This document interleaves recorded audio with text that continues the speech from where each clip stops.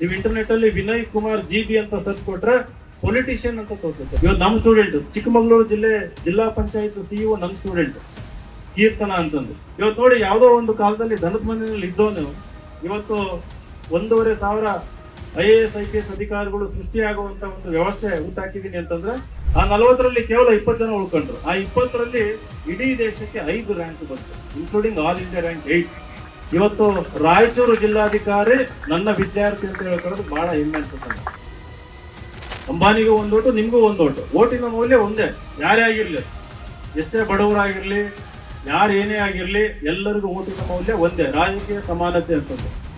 ಆದ್ರೆ ನಮ್ಮ ದೇಶದಲ್ಲಿ ಆರ್ಥಿಕ ಸಮಾನತೆ ಇಲ್ಲ. ಕಚ್ತಾ ಇದ್ವು. ಸೊ ನಮ್ಮ ತಂದೆ ಹೇಳ್ತಾ ಇದ್ರು, ಬಟ್ಟೆ ಕಚ್ಚಿದ್ರು ಪರವಾಗಿಲ್ಲ, ನೀನ್ ಕಚ್ಚಿಸ್ಕೊಂಡ್ರು ಪರವಾಗಿಲ್ಲ, ಯಾವ ಕಾರಣಕ್ಕೂ ಒಂದು ಪುಸ್ತಕನೂ ಕೂಡ ಡ್ಯಾಮೇಜ್ ಆಗಬಾರ್ದು, ಇದು ನಿಂದು ನಿನ್ ತಮ್ಮಂದು ಕರ್ತವ್ಯ ಅಂತ ಹೇಳ್ತಾ ಇದ್ರು. ನಮ್ಮ ಸಂವಿಧಾನದಲ್ಲಿ UPSC ಅಂತ ಮೆನ್ಷನ್ ಆಗಿದೆ, ಯೂನಿಯನ್ ಪಬ್ಲಿಕ್ ಸರ್ವಿಸ್ ಕಮಿಷನ್ ಅಂತ. ಈಗ ನಮ್ಮ ದೇಶ ಬಹಳ ಸುಸೂತ್ರವಾಗಿ ನಡಿಬೇಕು, ನಮ್ಮ ಪ್ರಜಾಪ್ರಭುತ್ವ ಸುಸೂತ್ರವಾಗಿ ನಡಿಬೇಕು ಅಂತಂದ್ರೆ ನಮಗೊಂದು ಸಂವಿಧಾನ ಬೇಕು. ಹಾಗೇನೆ ಆ ಸಂವಿಧಾನದಲ್ಲಿರುವಂತ ಅಂಶಗಳನ್ನು ಅನುಷ್ಠಾನ ಮಾಡೋದಕ್ಕೆ ಅಂತಂದು ನಮ್ಗೇನೇನ್ ಬೇಕು?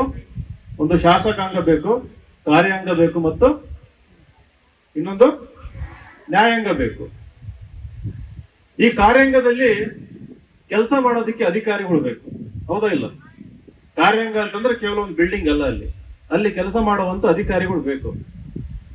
ಭಾರತದಲ್ಲಿ ಅತ್ಯಂತ ಪ್ರಮುಖವಾದ ಹುದ್ದೆ ಅಂತಂದ್ರೆ ಒಂದು IAS ಅಧಿಕಾರಿ ಹುದ್ದೆ ಅದು. ಆಮೇಲೆ ಇಂಡಿಯನ್ ಪೊಲೀಸ್ ಸರ್ವಿಸ್ ಬರುತ್ತೆ, IPS ಅಂತ ಬರುತ್ತೆ.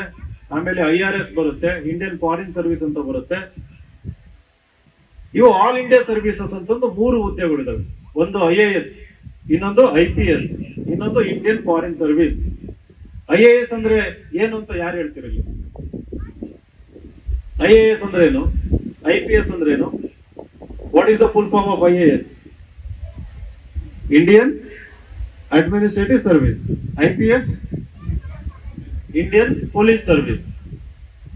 IFS,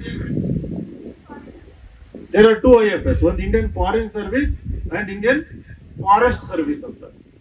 ನಮ್ಮ ರಾಷ್ಟ್ರದಲ್ಲಿರುವ ಅರಣ್ಯ ಸಂಪತ್ತನ್ನು ಕೂಡ ಕಾಪಾಡಬೇಕಲ್ವಾ, ಅದಕ್ಕೆ ಇಂಡಿಯನ್ ಫಾರೆಸ್ಟ್ ಸರ್ವಿಸ್ ಅಂತ. So Indian forest service, Indian police service, Indian administrative service, these 3 are known as all India services. ಇವು 3ಕ್ಕೂ ನಾವು ಆಲ್ ಇಂಡಿಯಾ ಸರ್ವಿಸಸ್ ಅಂತ ಹೇಳ್ತೀವಿ. ನೀವು IAS ಆದ್ರೆ ಭಾರತದ ಯಾವುದೇ ಮೂಲೆಯಲ್ಲೂ ಕೂಡ ನಿನ್ನ ಕೆಲಸಕ್ಕೆ ಕಳಿಸ್ಬೋದು. ಇವಾಗ ಈ ಅಧಿಕಾರಿಗಳನ್ನ ಆಯ್ಕೆ ಮಾಡ್ಕೋಬೇಕಂದ್ರೆ ಅದಕ್ಕೊಂದು ಪರೀಕ್ಷೆ ಮಾಡಬೇಕು. ಆ ಪರೀಕ್ಷೆನ UPSC ಕಂಡಕ್ಟ್ ಮಾಡುತ್ತೆ, ಯೂನಿಯನ್ ಪಬ್ಲಿಕ್ ಸರ್ವಿಸ್ ಕಮಿಷನ್ ಅಂತ. ಸೊ ಪ್ರತಿ ವರ್ಷ UPSC ಎಕ್ಸಾಮ್ ಕಾಲ್ ಮಾಡಿದಾಗ ಸುಮಾರು 10 ರಿಂದ 12 ಲಕ್ಷ ಜನ ಅಪ್ಲೈ ಮಾಡ್ತಾರೆ. 10 ರಿಂದ 12 ಲಕ್ಷ ಜನ ನಾನು IAS ಅಧಿಕಾರಿ ಆಗ್ಬೇಕಂತ ದೊಡ್ಡ ಕನಸು ಹೊತ್ತವರು ಅಪ್ಲೈ ಮಾಡ್ತಾರೆ. ಆದ್ರೆ ರಿಸಲ್ಟ್ ಬಂದಾಗ ಆ 10 ಲಕ್ಷದಲ್ಲಿ ಸೆಲೆಕ್ಟ್ ಆಗೋರು ಕೇವಲ 180 ಮಂದಿ ಮಾತ್ರ. ಪ್ರತಿ ವರ್ಷ UPSC 180 IAS ಅಧಿಕಾರಿಗಳನ್ನ ಆಯ್ಕೆ ಮಾಡುತ್ತದೆ, ಸೆಲೆಕ್ಟ್ ಮಾಡುತ್ತೆ. 200 IPS ಅಧಿಕಾರಿಗಳನ್ನ UPSC ಸಿವಿಲ್ ಸರ್ವಿಸಸ್ ಎಕ್ಸಾಮ್, ಕನ್ನಡದಲ್ಲಿ ನಾಗರಿಕ ಸೇವಾ ಪರೀಕ್ಷೆ ಅಂತ ಹೇಳ್ತಾರೆ. ಇವಾಗ ಸಂಜಯ್ ಕೌಜಲ್ಗೆ ನಿಮ್ಮ ಮುಂದೆ ನಿಂತಿದ್ದಾರೆ ಅಂತಂದ್ರೆ ಅವರು 10-12 ಲಕ್ಷ ಜನ ಪಾರ್ ಮಾಡಿ ಮೇನ್ಸ್ ಅಂತ ಬರುತ್ತೆ, 2ನೇ ಅಂತ, ಅಲ್ಲಿ ಸುಮಾರು 13 ರಿಂದ 14 ಸಾವಿರ ಜನ ಬರೀತಾರೆ. ಅವರನ್ನು ಮೀರಿಸಿ ಅವರ ಬುದ್ಧಿಶಕ್ತಿ ಮೂಲಕ, ಅವರ ಸಾಮರ್ಥ್ಯದ ಮೂಲಕ, ಅವರ ಪ್ರತಿಭೆ ಮೂಲಕ ಅವರನ್ನು ಮೀರಿಸಿ ಇಂಟರ್ವ್ಯೂನಲ್ಲಿ ಸುಮಾರು 2,500 ರಿಂದ 3,000 ಜನ ಇಂಟರ್ವ್ಯೂ ಕೊಡ್ತಾರೆ. ಇಲ್ಲಿ ಡೆಲ್ಲಿಗೆ ಹೋಗಿ, ಅದು ಕಾಶ್ಮೀರದಿಂದನಾದ್ರೂ ಬರ್ಬೋದು, ಕನ್ಯಾಕುಮಾರಿಯಿಂದನಾದ್ರೂ ಬರ್ಬೋದು, ಭಾರತದ ಯಾವುದೇ ಮೂಲೆಯಿಂದನಾದ್ರೂ ಬರ್ಬೋದು. ಅಲ್ಲಿ UPSC ಭವನ್ ಅಂತ ಇದೆ, union public service commission, Dholpur house ಅಂತ ಹೇಳ್ತಾರೆ ಅದಕ್ಕೆ ಹೆಸರು. ಅಲ್ಲಿ 5 ಭಾರತದ ಅತ್ಯಂತ ಶ್ರೇಷ್ಠ ವ್ಯಕ್ತಿಗಳ ಮುಂದೆ ಇವರು ಸಂದರ್ಶನ ನಡೀತದೆ. ಆಮೇಲೆ ಅಂತಿಮ ಪಟ್ಟಿನಲ್ಲಿ ಇವ್ರ ಹೆಸರು ಬರ್ತದೆ. ನೀವು ಬಹಳ ಅದೃಷ್ಟವಂತರು ಇಲ್ಲಿ ಕೂತಿರೋಂಥವ್ರು. ನಾನು IAS ಗೆ ತಯಾರಿ ಮಾಡಬೇಕಾದ್ರೆ ಒಬ್ಬ ಮೇನ್ಸ್ ಬರ್ದಿರೋರು ಅಥವಾ ಇಂಟರ್ವ್ಯೂ ಕೊಟ್ಟಿರೋರನ್ನ ಹುಡ್ಕೊಂಡು ಹೋಗೋದಕ್ಕೂ ಕೂಡ ಬಹಳ ಕಷ್ಟ ಆಗೋದು. ನೀವ್ ಯಾಕೆ ಅದೃಷ್ಟವಂತರು ಅಂತಂದ್ರೆ ನಿಮ್ ಎದುರಿಗೆ ಇವತ್ತು ಅಂತ ದೊಡ್ಡ ಕಠಿಣ ಪರೀಕ್ಷೆಯನ್ನು ಪಾಸ್ ಮಾಡುವಂತ ಒಬ್ಬರು UPSC ಟಾಪರು ನಿಮ್ಮ ಮುಂದೆ ಇವತ್ತು ನಮ್ಮ ಗುರುಜಿಯವರು ಬುದ್ಧಿಯವರು ತರಿಸಿದ್ದಾರೆ. ಇವತ್ತು ಅವ್ರು ನಿಮ್ಮ ಎದುರಿಗೆ ಬಂದಿದ್ದಾರೆ ಅಂತಂದ್ರೆ ಅದು ನಾಟ್ ಜಸ್ಟ್ ಇನ್ಸ್ಪೈರ್ ಯು, ನಿಮ್ಮನ್ನ ಕೇವಲ ಇನ್ಸ್ಪೈರ್ ಮಾಡಿ ಮೋಟಿವೇಟ್ ಮಾಡೋದಕ್ಕಲ್ಲ, ಅವರಲ್ಲಿ ನಿಮ್ಮನ್ನು ನೀವು ನೋಡ್ಕೋಬೇಕು, ನಿಮ್ಮನ್ನು ನೀವು ಕಂಡುಕೋಬೇಕು. ಅವರಲ್ಲಿ ನಿಮ್ ಪಕ್ಕದೂರವ್ರೆ, ಹಳ್ಳಿಯಲ್ಲಿ ಓದೋರು, ಸರ್ಕಾರಿ ಶಾಲೆಯಲ್ಲಿ ಓದಿ ಆಮೇಲೆ ಸೈನಿಕ್ ಸ್ಕೂಲಿಗೆ ಹೋದವರು, ನೀವು ಮನಸ್ಸು ಮಾಡಿದ್ರೆ, ಮನಸ್ಸು ಮಾಡೋದು ಅಂತಂದ್ರೆ ದೊಡ್ಡ ಕನಸು ಕಾಣುವಂಥದ್ದು. ದೊಡ್ಡ ಕನಸು ಕಾಣೋದಕ್ಕೆ ಕನ್ನಡದಲ್ಲಿ ಏನಂತ ಮಹತ್ವಾಕಾಂಕ್ಷೆ ಅಂತ ಹೇಳ್ತೀವಿ. ಆಕಾಂಕ್ಷೆ ಬೇರೆ, ಮಹತ್ವಾಕಾಂಕ್ಷೆ ಬೇರೆ. ಆಕಾಂಕ್ಷೆ ಅಂತಂದ್ರೆ ಬಿಡು ನಾನು ಎಲ್ಲರಂಗೆ ಒಂದು ಟೀಚರ್ ಆಗ್ತೀನಿ, ಪೊಲೀಸ್ ಆಗ್ತೀನಿ, ಸಬ್ ಇನ್ಸ್ಪೆಕ್ಟರ್ ಆಗ್ತೀನಿ, ಅಥವಾ ಯಾವುದೋ ಒಂದು ಸರ್ಕಾರಿ ನೌಕರಿ ಸಿಕ್ಕರು ಸಾಕು ಅಂತಂದು ಒಂದು ಆಕಾಂಕ್ಷೆ ನಮಗೆ. ಯಾವ್ದಾದ್ರು ಒಂದು ಗೌರ್ಮೆಂಟ್ ಜಾಬ್, ಅಥವಾ ಒಬ್ಬ ಇಂಜಿನಿಯರ್ ಆಗ್ತೀನಿ ಅಥವಾ ಡಾಕ್ಟರ್ ಆಗ್ತೀನಿ ಅನ್ನೋದು ಕೂಡ ಕೇವಲ ಆಕಾಂಕ್ಷೆ. ಇವತ್ತು ಮಹತ್ವಾಕಾಂಕ್ಷೆ ಅಂತಂದ್ರೆ ಅವನ್ನೆಲ್ಲ ಮೀರಿ ಭಾರತ ದೇಶದಲ್ಲಿರ್ಬೋದು ಅಥವಾ ವಿಶ್ವದಲ್ಲಿರ್ಬೋದು ಅತ್ಯಂತ ದೊಡ್ಡ ಮಟ್ಟದಲ್ಲಿರುವ ಸ್ಥಾನಮಾನ ಇರ್ಬೋದು, ಹುದ್ದೆ ಇರ್ಬೋದು, ಆ ಹುದ್ದೆಗೆ ಆ ಸ್ಥಾನಮಾನಕ್ಕೆ ನನಗೂ ಅರ್ಹತೆ ಇದೆ, ಅರ್ಹತೆ ಇಲ್ಲ ಅಂದ್ರೆ ಆ ಅರ್ಹತೆಯನ್ನ ಬೆಳೆಸ್ಕೊಳ್ಳುವಂತ ಸಾಮರ್ಥ್ಯ ನನ್ನಲ್ಲಿದೆ, ಮುಂದೊಂದು ದಿನ ಆ ಹುದ್ದೆನ ನಾನು ತಗೊಳ್ತೀನಿ ಅನ್ನೋದು ಮಹತ್ವಾಕಾಂಕ್ಷೆ. ನೀವು ಇಲ್ಲಿ ಕೂತಿರೋರು ಎಲ್ಲರೂ ಮನಸ್ಸು ಮಾಡಿದ್ರೆ ಎಲ್ಲರೂ ಕೂಡ IAS ಆಗ್ಬೋದು, IPS ಆಗ್ಬೋದು.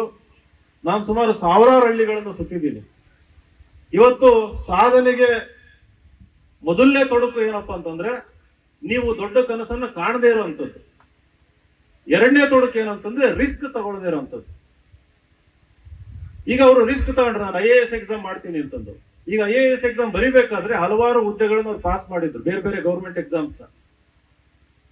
ಅವ್ರ ತಂದೆ ಹೇಳಿದ್ರು ನೀವು ಸೇರ್ಕೊಳ್ರಿ ಅಂತಂದು, ಆದ್ರೆ ಅವ್ರು ಸೇರ್ಕೊಳ್ಳಿಲ್ಲ. ಬೇರೆ ಯಾರಿಗಾರು ಆಗಿದ್ರೆ ಒಂದು ಸರ್ಕಾರಿ ನೌಕರಿ ಸಿಕ್ಕರೆ ಸಾಕು, ಅದು ನನ್ನ ಪುಣ್ಯ, ನನ್ನ ಜನ್ಮದ ಪುಣ್ಯ, ನಾನು ಸೇರ್ಕೊಂಡ್ಬಿಡ್ತೀನಿ ಅಂತಂದು. ಈಗ ಬೇರೆ ಕೆಲಸಕ್ಕೆ ನೀವು ಸೇರ್ಕೊಂಡಿದ್ರೆ ಈ IAS ಎಕ್ಸಾಮ್ ನ ಪಾಸ್ ಮಾಡಕ್ ಆಗಲ್ಲ. ಯಾಕಂತಂದ್ರೆ IAS ಎಕ್ಸಾಮ್ ಏನಿಲ್ಲ ಅಂದ್ರೆ ಒಂದು 8 ರಿಂದ 10 ಗಂಟೆ ಮಿನಿಮಮ್ ಪ್ರತಿ ದಿನ ನೀವು ಓದ್ಬೇಕು, ಪರಿಶ್ರಮ ಬೇಕು. ದಾವಣಗೆರೆ ಹತ್ರ ಒಂದು ಚಿಕ್ಕ ಹಳ್ಳಿ ನಮ್ಮೂರು, ಕಕ್ಕರಗೊಳ್ಳ ಅಂತ ನಾಗ್ಲೇ ಹೇಳಿದ್ರು. ನಾನು ಇದೇ ರೀತಿ ಚಿಕ್ಕ ಹುಡುಗ ಇದ್ದಾಗ ನಾವು ವಾಸ ಇದ್ದಿದ್ದು ಒಂದು ದನದ ಮನೆಯಲ್ಲಿ. ನಿಮ್ಗೊಂದು ಪ್ರಶ್ನೆ ಬರ್ಬೋದು, ಯಾಕೆ ನೀವು ದನದ ಮನೆಯಲ್ಲಿ ಇದ್ರಿ ಅಂತಂದು. ನಮ್ಗೆ ವಾಸಕ್ಕೆ ಮನೆ ಇರಲಿಲ್ಲ, ನಮ್ಮ ತಂದೆಗೆ ಕೆಲಸ ಇರಲಿಲ್ಲ, ಹಿ ವಾಸ್ ನಾಟ್ ಎಂಪ್ಲಾಯ್ಡ್. ಅಲ್ಲಿ ಇಲ್ಲಿ ಕೆಲಸ ಹುಡ್ಕೊಂಡು ಹೋಗ್ತಾ ಇದ್ರು. ಬಟ್ ಹೆಂಡತಿ ಮಕ್ಕಳಿಗೆ ವಾಸ ಇರೋದಕ್ಕೆ ಏನಾದ್ರು ಬೇಕಂತ ಹುಡುಕಿದಾಗ ರೆಂಟ್ ಕೊಡೋದಕ್ಕೆ, ಬಾಡಿಗೆ ಕೊಡೋದಕ್ಕೆ ದುಡ್ಡು ಇರಲಿಲ್ಲ. ಸೊ ನಮ್ಮೂರಲ್ಲಿ ಏನ್ ಮಾಡಿದ್ರು, ಒಬ್ರು ದನದ ಮನೆ ಖಾಲಿ ಇದೆ, ತಾತ್ಕಾಲಿಕವಾಗಿ ನೀವು ಬಂದಲ್ಲಿ ವಾಸ ಇರಿ ಅಂತಂದು ಹೇಳಿದ್ರು. ಸೊ ಬಾಡಿಗೆ ಇಲ್ಲ, ಸಗಣಿ ಬಳದ್ಕೊಂಡು ಸುಣ್ಣ ಬಳ್ಕೊಂಡು ಒಂದ್ ಕಡೆ ಗೋಡೆನೂ ಇರ್ಲಿಲ್ಲ ಅಲ್ಲಿ. ಈಗೇನು ನಾವು ಪ್ರೈವಸಿ ಅಂತ ಹೇಳ್ತೀವಲ್ಲ, ಬಚ್ಚಲ ಮನೆ ಇರ್ಬೋದು, ಅಡಿಗೆ ಮನೆ, ಅದೇನು ಇರ್ಲಿಲ್ಲ ನಮಗೆ. ಒಂದು ಚಿಕ್ಕ ಮನೆ, ಅಲ್ಲಿ ವಾಸ ಮಾಡೋದಕ್ಕೆ ಶುರು ಮಾಡಿದ್ವಿ. ನಾನು ಯಾವಾಗ 1ನೇ ಕ್ಲಾಸು 2ನೇ ಕ್ಲಾಸು 3ನೇ ಕ್ಲಾಸ್ ಓದ್ಬೇಕಾದ್ರೆ ನಮ್ಮ ತಂದೆಗೊಂದು ಹುಚ್ಚಿತ್ತು. ಅವ್ರು ಯಾವುದೇ ಬೇರೆ ಊರಿಗೆ ಹೋದಾಗ ವಾಪಸ್ ಮನೆ ಬರ್ಬೇಕಾದ್ರೆ ಅದೆಷ್ಟೇ ಕಷ್ಟ ಆದ್ರೂ ಪರವಾಗಿಲ್ಲ, ಮಿನಿಮಮ್ 1 ಆದ್ರೂ 2 ಆದ್ರೂ ಪುಸ್ತಕನ ಮನೆಗೆ ತರೋ ಒಂದು ಹುಚ್ಚಿತ್ತು. ಹುಚ್ಚದು ಇಂಗ್ಲಿಷಲ್ಲಿ ನಾವು ಪ್ಯಾಷನ್ ಅಂತ ಹೇಳ್ತೀವಿ, ಕನ್ನಡದಲ್ಲಿ ಅದನ್ನ ಹುಚ್ಚ ಅಂತ ಹೇಳ್ಬೋದು. ಅಂದ್ರೆ ಅವರು ಸಿರಿಗೆರೆ ಮಠದಲ್ಲಿ ಓದ್ತಾ ಇದ್ರು, ಅವರಿಗೆ ಆ ಹುಚ್ಚನ್ನು ಹಿಡಿಸಿದ್ರು ಅವ್ರ ಗುರುಗಳು. ನಿನ್ನ ಜೀವನದಲ್ಲಿ ಉದ್ಧಾರ ಆಗೋದಿದ್ರೆ ಉದ್ಧಾರ ಆಗೋದು ಕೇವಲ ಪುಸ್ತಕಗಳಿಂದ ಮಾತ್ರ, ಜ್ಞಾನದ ಶಕ್ತಿಯಿಂದ ಮಾತ್ರ ನೀನು ನಿನ್ನ ಜೀವನನ ಕಟ್ಕೋಬಹುದು, ಜ್ಞಾನದ ಶಕ್ತಿಯಿಂದ ಮಾತ್ರ ನೀನು ಏನಾದ್ರೂ ದೊಡ್ಡ ಸಾಧನೆ ಮಾಡಬಹುದು. ಜ್ಞಾನ ಸಿಗಬೇಕು ಅಂತಂದ್ರೆ ಆ ಕಾಲದಲ್ಲಿ ಪುಸ್ತಕ ಒಂದೇ ಮಾರ್ಗ ಇದ್ದಿದ್ದು. ಸೊ ಅವ್ರೇನ್ ಮಾಡ್ತಾ ಇದ್ರು, ಆ ಹುಚ್ಚನ್ನು ನಮಗೆ ಇಡ್ಸೋದಕ್ಕೆ ಟ್ರೈ ಮಾಡ್ತಾ ಇದ್ರು. ಈಗ 1ನೇ ಕ್ಲಾಸ್ 2ನೇ ಕ್ಲಾಸ್ 3ನೇ ಕ್ಲಾಸ್ ಮಕ್ಕಳಿಗೆ ನಿನ್ ಪುಸ್ತಕ ಓದು ಅಂತಂದ್ರೆ ಓದಲ್ಲ, ಅವ್ರಿಗೆ ಗೊತ್ತಿತ್ತು ಅದು. ಹಂಗಾಗಿ ಏನ್ ಮಾಡಿದ್ರು, ಮನೆ ತುಂಬಾ ಪುಸ್ತಕ ತಂದು ಗುಡ್ಡೆ ಹಾಕಿದ್ರು. ಬಟ್ ಆ ದನದ ಮನೆಯಲ್ಲಿ ಒಂದು ಸಮಸ್ಯೆ ಇತ್ತು. ಏನ್ ಸಮಸ್ಯೆ ಅಂತಂದ್ರೆ ಇಲಿಗಳ ಮತ್ತು ಹೆಗ್ಗಣಗಳ ಕಾಟ. ನಾವು ಮಲ್ಕೊಂಡಾಗ ಮೈ ಮೇಲೆಲ್ಲ ಓಡಾಡ್ತಾ ಇದ್ವು, ಆಮೇಲೆ ಆ ಪುಸ್ತಕಗಳನ್ನ ತಿಂತಾ ಇದ್ವು, ಬಟ್ಟೆಗಳನ್ನೆಲ್ಲ ಕಚ್ತಾ ಇದ್ವು. ಸೊ ನಮ್ ತಂದೆ ಹೇಳ್ತಾ ಇದ್ರು, ಬಟ್ಟೆ ಕಚ್ಚಿದ್ರು ಪರವಾಗಿಲ್ಲ, ನೀನ್ ಕಚ್ಚಿಸ್ಕೊಂಡ್ರು ಪರವಾಗಿಲ್ಲ, ಯಾವ ಕಾರಣಕ್ಕೂ ಒಂದು ಪುಸ್ತಕನೂ ಕೂಡ ಡ್ಯಾಮೇಜ್ ಆಗ್ಬಾರ್ದು, ಇದು ನಿಂದು ನಿನ್ ತಮ್ಮಂದು ಕರ್ತವ್ಯ ಅಂತ ಹೇಳ್ತಾ ಇದ್ರು. ಇವಾಗ ಈ ವಯಸ್ಸಲ್ಲಿ ಇದ್ದಾಗ ಆ ಒಂದು ಜವಾಬ್ದಾರಿ ಕೊಟ್ಟಾಗ, ಆ ಒಂದು ಭಯ ಹುಟ್ಟಿಸಿದಾಗ ಏನಾಗುತ್ತೆ, ನಾವು ಹಗಲು ರಾತ್ರಿ ಯೋಚನೆ ಮಾಡ್ತೀವಿ, ನಮ್ಮ ತಂದೆ ಮೇಲೆ ಭಯ ಇರ್ತದಲ್ಲ, ಆ ಪುಸ್ತಕನ ಏನಾದ್ರೂ ಮಾಡಿ ನಾವು ಕಾಪಾಡಬೇಕು ಅಂತಂದು. ಒಂದಲ್ಲ ಎರಡಲ್ಲ 100 ಪುಸ್ತಕ ಇದ್ವು. ನಾವೇನ್ ಮಾಡ್ತಾ ಇದ್ವಿ, ಆ ಪುಸ್ತಕ ತೆಗಿತಾ ಇದ್ವಿ, ಇಲ್ಲಿ ಕಚ್ಚಿದೆಯಲ್ಲ ಅಂತ ನೋಡ್ತಾ ಇದ್ವಿ, ಒಂದೊಂದು ಪೇಜ್ ತೆಗಿತಾ ಇದ್ವಿ. ಕಚ್ಚಿಲ್ಲ ಅಂತಂದಾಗ ಧೂಳು ಒರೆಸ್ಬಿಟ್ಟು ಮತ್ತೆ ನೀಟಾಗಿ ಬಾಕ್ಸ್ ಒಳಗೆ ಹಾಕಿಡ್ತಾ ಇದ್ವಿ. ಹಿಂಗ್ ಮಾಡ್ಬೇಕಾದ್ರೆ ಏನಾಯ್ತು, ಸ್ಕೂಲಲ್ಲಿ ಅ ಆ ಇ ಎ ಬಿ ಸಿ ಕಲಿಸ್ಬೇಕಾದ್ರೆ ನಾವ್ ಈ ಪುಸ್ತಕಗಳ ಜೊತೆ ಆಟ ಆಡ್ಬೇಕಾದ್ರೆ ಬಹಳ ಸಹಜವಾಗಿ ಮುಖಪುಟದಲ್ಲಿ ಏನಿದೆ, ಇಂಡೆಕ್ಸ್ ಅಲ್ಲಿ ಏನಿದೆ, ಒಳಗೆ ಏನಿದೆ ಅಂತಂದು ನ್ಯಾಚುರಲ್ ಆಗಿ ನಾವು ಓದೋದಕ್ಕೆ ಶುರು ಮಾಡ್ಕೊಂಡ್ಬಿಟ್ವಿ. 3, 4, 5ನೇ ಕ್ಲಾಸಲ್ಲಿ ಕನ್ನಡದ ಕಾದಂಬರಿಗಳನ್ನು ಓದೋದಕ್ಕೆ ಶುರು ಮಾಡ್ಕೊಂಡ್ರೆ ಮೊದಲು ಮುಖಪುಟ, ಆಮೇಲೆ 1ನೇ ಪೇಜು, 2ನೇ ಪೇಜು. 5ನೇ ಕ್ಲಾಸಲ್ಲಿ ನವೋದಯ ಎಂಟ್ರೆನ್ಸ್ ಎಕ್ಸಾಮ್ ಪಾಸ್ ಆಗೋಯ್ತು. ನಾವು ಬಹಳ ಬಡತನದಲ್ಲಿ ಇದ್ದಿದ್ರಿಂದ ನವೋದಯ ಸ್ಕೂಲ್ ಪಾಸ್ ಆದಾಗ ಅದು ನಮಗೆ ಸಿಕ್ಕಂತ ದೊಡ್ಡ ವರ. ನಮಗೆ ಉಚಿತವಾಗಿ CBSE ಇಂಗ್ಲಿಷ್ ಮೀಡಿಯಂ ಎಜುಕೇಶನ್ ಸಿಕ್ತು. ನಮ್ಮ ಸ್ಕೂಲಿಗೆ ಹೋಗಿ ನಾನೇನ್ ಮಾಡಿದೆ, ಮ್ಯಾಕ್ಸಿಮಮ್ ಟೈಮ್ ನಾನು ಕಳೆದಿದ್ದು ಕ್ಲಾಸ್ ರೂಮ್ ಆಚೆ, ಒಂದು ಆಟದ ಮೈದಾನದಲ್ಲಿ, ಇನ್ನೊಂದು ಲೈಬ್ರರಿನಲ್ಲಿ. ಸುಮಾರು 4ರಿಂದ 5 ಗಂಟೆ ಪ್ರತಿದಿನ ನಮ್ಗೆ ಯಾರು ಹೇಳ್ತಾ ಇರಲಿಲ್ಲ. ಯಾಕಂದ್ರೆ ಪುಸ್ತಕದ ಇದ್ದಿದ್ರಿಂದ ಲೈಬ್ರರಿಗೆ ಹೋಗೋದು, ಪುಸ್ತಕ ಓದೋದು. ಅಲ್ಲಿ ನಮಗೆ ಬೇರೆ ಬೇರೆ ಕಾಂಪಿಟೇಟಿವ್ ಮ್ಯಾಗಝಿನ್ ಸಿಕ್ತು, ಕತೆ ಪುಸ್ತಕ ಸಿಕ್ಕು, ಆಮೇಲೆ ಇಂಗ್ಲಿಷ್ ನಾವೆಲ್ಸ್ ಎಲ್ಲ ಸಿಕ್ಕು ನಮಗೆ. ಅವನು ಓದೋದಕ್ಕೆ ಶುರು ಮಾಡಿದ್ಮೇಲೆ ನನಗೆ ಅನಿಸ್ತು, ಜೀವನ ಅಂತಂದ್ರೆ ಕೇವಲ ನನ್ನ ಬಡತನ ಅಷ್ಟೇ ಅಲ್ಲ, ನನ್ನ ಶಾಲೆ ಅಲ್ಲ, ನಾನು ನೋಡ್ತಿರೋ ಪ್ರಪಂಚ ಮಾತ್ರ ಅಲ್ಲ. ಜೀವನ ಅಂತಂದ್ರೆ ಬಹಳ ದೊಡ್ಡದಿದು. ಒಬ್ರು ಮನಸ್ಸು ಮಾಡಿದ್ರೆ ಪ್ರೈಮ್ ಮಿನಿಸ್ಟರ್ ಆಗ್ಬೋದು, ಒಬ್ರು ಮನಸ್ಸು ಮಾಡಿದ್ರೆ ದೊಡ್ಡ ಲೇಖಕ ಆಗ್ಬೋದು, ದೊಡ್ಡ ಸಾಹಿತಿ ಆಗ್ಬೋದು, ಒಬ್ರು ಮನಸ್ಸು ಮಾಡಿದ್ರೆ ದೊಡ್ಡ ಮ್ಯೂಸಿಷಿಯನ್ ಆಗ್ಬೋದು, ಸಿಂಗರ್ ಆಗ್ಬೋದು, ಏನಾದ್ರೂ ಆಗ್ಬೋದು. ಆ ಪುಸ್ತಕಗಳಲ್ಲಿ ಎಲ್ಲಾ ಪ್ರಪಂಚಗಳ ಪರಿಚಯ ಆದಾಗ, ಅಂತ ದೊಡ್ಡ ದೊಡ್ಡ ಸಾಧನೆ ಮಾಡಿದ ವ್ಯಕ್ತಿಗಳ ಪರಿಚಯ ಆದಾಗ ಏನಾಯ್ತು, ನನ್ನೊಳಗೆ ಒಂದು ಮಹತ್ವಾಕಾಂಕ್ಷೆ ಬಂತು.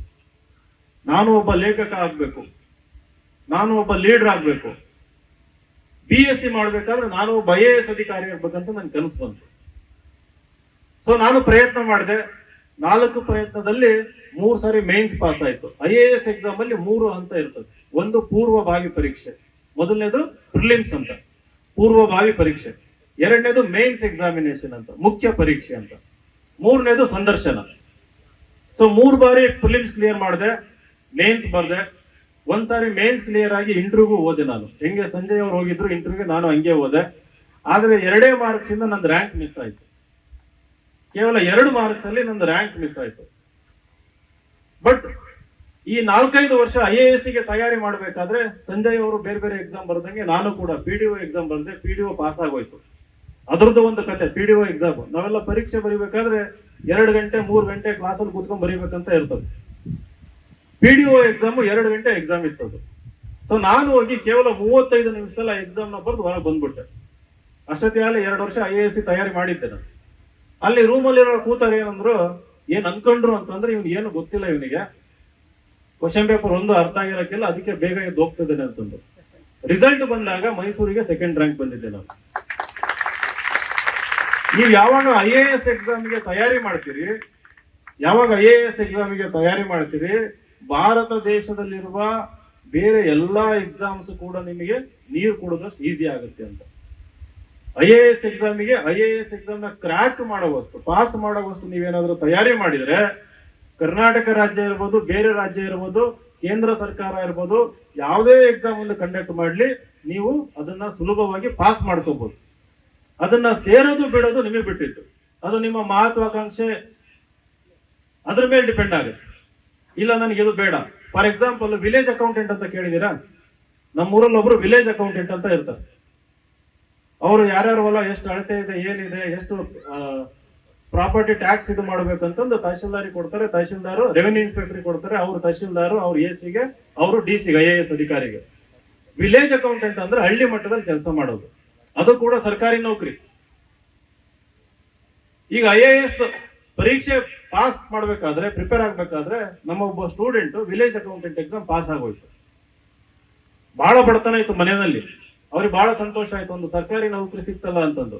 ಸೊ ಆತ ಹೋಗಿ ವಿಲೇಜ್ ಅಕೌಂಟೆಂಟ್ ಸೇರ್ಕೊಂಡ್ಬಿಟ್ಟ. ಆತ ನಾನು ಹೇಳಿದೆ ಅವನಿಗೆ ಕರೆಸ್ಬಿಟ್ಟು, ಯಾವ ಕಾರಣಕ್ಕೂ ನೀನು ಸೇರೋದಕ್ಕೆ ಹೋಗ್ಬೇಡ ಅಂತಂದು. ಏನಾದ್ರೂ ಆ ಒಂದು ಹುದ್ದೆನಲ್ಲಿ ನೀನು ಸೇರ್ಕೊಂಡ್ಬಿಟ್ರೆ ನಾಳೆ ಯಾವುದೇ ಬೇರೆ ಪರೀಕ್ಷೆನ ಪಾಸ್ ಮಾಡೋಕ್ಕಾಗಲ್ಲ. IAS ಅಂತೂ ದೂರದ ಕನಸಾಗತ್ತೆ ಅಂತ.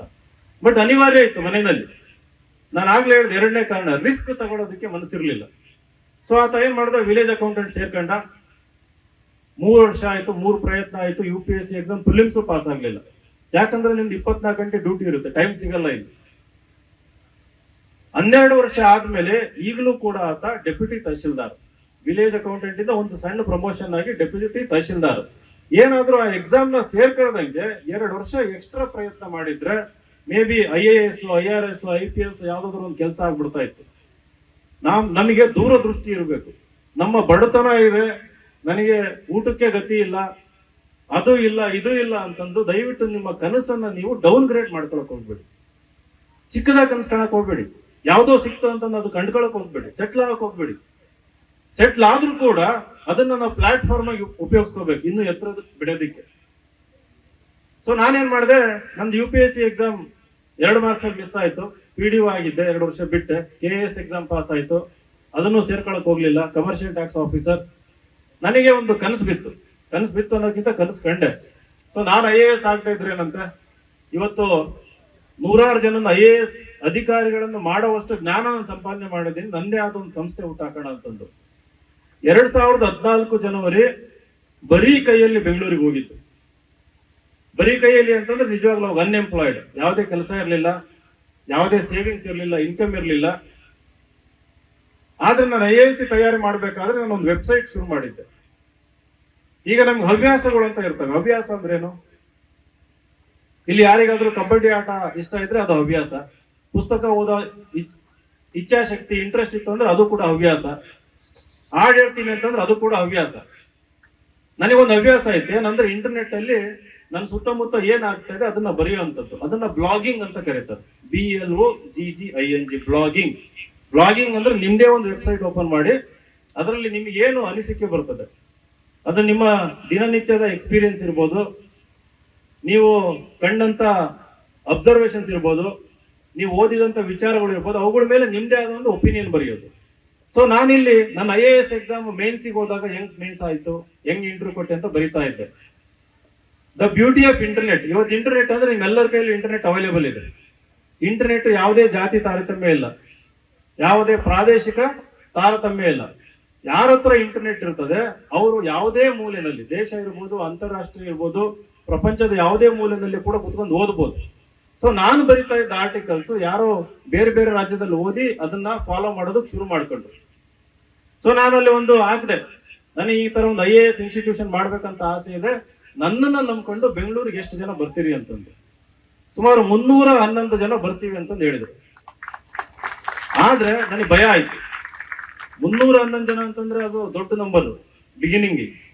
ಸೊ ನಾನು ಕೇವಲ 40 ಜನ ತಗೊಂಡೆ. ಯಾಕಂತಂದ್ರೆ ನನಗೆ ಸಿಕ್ಕಂತ ಕ್ಲಾಸ್ ರೂಮ್ ಅಲ್ಲಿ ಕೇವಲ 40 ಸೀಟ್ಗಳು ಇತ್ತು. ಆ 40 ವಿದ್ಯಾರ್ಥಿಗಳನ್ನ ತಗೊಂಡು ಟ್ರೈನ್ ಮಾಡಿದೆ ನಮ್ಮ ಮೊದಲನೇ ಬ್ಯಾಚ್ ಅಲ್ಲಿ. ಆ 40ರಲ್ಲಿ ಕೇವಲ 20 ಜನ ಉಳ್ಕೊಂಡ್ರು. ಆ 20ರಲ್ಲಿ ಇಡೀ ದೇಶಕ್ಕೆ 5 ರ್ಯಾಂಕ್ ಬಂತು, ಇನ್ಕ್ಲೂಡಿಂಗ್ ಆಲ್ ಇಂಡಿಯಾ ರ್ಯಾಂಕ್ 8. ಇವತ್ತು ರಾಯಚೂರು ಜಿಲ್ಲಾಧಿಕಾರಿ ನನ್ನ ವಿದ್ಯಾರ್ಥಿ ಅಂತ ಹೇಳ್ಕೊಳ್ಳೋದು ಬಹಳ ಹೆಮ್ಮೆ ಅನ್ಸುತ್ತೆ. ರಾಯಚೂರು ಜಿಲ್ಲಾಧಿಕಾರಿ ನನ್ನ ವಿದ್ಯಾರ್ಥಿ. ನಮಗೆ ಒಂದೊಂದ್ಸರಿ ಭಯ ಆಗುತ್ತೆ ಈ ರೀತಿ ವೇದಿಕೆ ಮೇಲೆ ಹೇಳ್ಕೊಳ್ಳೋದಕ್ಕೆ. ಈಗ ಅವ್ರ IAS ಜಿಲ್ಲಾಧಿಕಾರಿ. ಮೊನ್ನೆ ರಾಯಚೂರಿನಲ್ಲಿ ಒಂದು ಫಂಕ್ಷನ್ ಆದಾಗ ರಾಯಚೂರು ಜಿಲ್ಲಾಧಿಕಾರಿನೇ ಹೇಳಿದ್ರು ವಿದ್ಯಾರ್ಥಿಗಳು ಮುಂದೆ, 2000 ವಿದ್ಯಾರ್ಥಿಗಳ ಮುಂದೆ, ಇವತ್ತು ನಾನು IAS ಆಗೋದಕ್ಕೆ ಪ್ರಮುಖ ಕಾರಣ ಇಲ್ಲಿ ಕೂತಿರೋ GB ವಿನಯ್ ಕುಮಾರ್ ಸರ್ ಅಂತಂದು. ನನ್ನ ಜೀವನದ ಅತ್ಯಂತ ಅಮೂಲ್ಯವಾದ ಕ್ಷಣ ಅದು ನನಗೆ, ಒಬ್ಬ ಟೀಚರಿಗೆ. ಇದೆಲ್ಲ ಯಾಕೆ ಹೇಳ್ತಿದ್ದೀನಿ ಅಂತಂದ್ರೆ, ನೀವು ಇವತ್ತೇನಾದ್ರೂ ದೊಡ್ಡ ಕನಸ್ಕೊಂಡು ಮುಂದೊಂದು ದಿನ IAS IPS ಆಗ್ತೀನಿ ಅಂತ ಬಂದ್ರೆ, ನಮ್ಮ ಸಂಸ್ಥೆಯ ಮೂಲಕ ನಿಮ್ಗೆ ಏನ್ ಬೇಕು ಎಲ್ಲ ನೆರವನ್ನು ಕೊಟ್ಟು ನಿಮಗೆ ಮಾರ್ಗದರ್ಶನ ಕೊಡೋದಕ್ಕೆ ನಾನು ತಯಾರಿದ್ದೀನಿ. ಹಾಗೆ ಸಂಜಯ್ ಅವರು ಕೂಡ ತಯಾರಿದ್ದಾರೆ, ಗುರುಗಳು ಕೂಡ ಇದ್ದಾರೆ. ಈಗ ನನ್ನ ಸಂಸ್ಥೆಗೆ ಬರೋದಕ್ಕೆ ಅದಕ್ಕೂ ಮುಂಚೆ ನೀವು ಒಂದೆರಡು ಕೆಲಸ ಮಾಡ್ಬೇಕು. ನಾನು IAS ಆಗ್ತೀನಿ ಅಂತ ಕೇವಲ ಕನಸು ಹೊತ್ಕೊಂಡ್ಬಂದ್ರೆ ಆಗಲ್ಲ. ದಿನನಿತ್ಯ 1 ರಿಂದ 2 ಗಂಟೆ 2 ದಿನಪತ್ರಿಕೆಗಳನ್ನು ಓದ್ಬೇಕು. ನೀವು ಕನ್ನಡ ಮಾಧ್ಯಮದಲ್ಲಿ ಓದ್ತಾ ಇದ್ರು ಕೂಡ ಕನ್ನಡ ನ್ಯೂಸ್ ಪೇಪರ್ ಜೊತೆ ಒಂದು ಕಂಪಲ್ಸರಿ ಇಂಗ್ಲಿಷ್ ನ್ಯೂಸ್ ಪೇಪರ್ ಓದೋದಕ್ಕೆ ಶುರು ಮಾಡಿ. ನೀವು ನೀಟ್ ಕನಸು ಕಾಣಿ ಅಥವಾ IIT ಕನಸು ಕಾಣ್ರಿ, CET ಏನಾದ್ರೂ ಕನಸು ಕಾಣಿ, ಆದ್ರೆ ನ್ಯೂಸ್ ಪೇಪರ್ ಓದೋದನ್ನ ಮಾತ್ರ ನಿಲ್ಸೋದಕ್ಕೆ ಹೋಗ್ಬೇಡಿ. ಇವತ್ತು ಯಾರಿಗೆ ಸ್ಟ್ರಾಂಗ್ ಜನರಲ್ ನಾಲೆಡ್ಜ್ ಇರುತ್ತೆ ಅವರನ್ನ ಬೇಗ ನಾವು IAS ಅಧಿಕಾರಿ ಮಾಡಿಸ್ಬೋದು. ನೀವೆಲ್ಲ ಏನ್ ಮಾಡ್ತೀರಿ, 10th ಅಲ್ಲಿ ನಾನು ಟಾಪರ್ ಆಗ್ಬೇಕು ಅಂತಂದು ಕೇವಲ 10th ಅಲ್ಲಿ ಇರುವಂತ ಸಬ್ಜೆಕ್ಟ್ಸ್ ಓದೋದು. ನಾಳೆ 11th first PUC second PUC ಹೋದ್ಮೇಲೆ ಕೇವಲ ಅವೇ ಪುಸ್ತಕಗಳನ್ನ ಓದೋಂಥದ್ದು. ಅವನ್ನ ಬಿಟ್ಟು ಆಚೆ ಬೇರೆ ಏನು ಓದೋದಿಲ್ಲ. ಆ ತಪ್ಪನ್ನು ಮಾಡಕ್ ಹೋಗ್ಬೇಡ್ರಿ.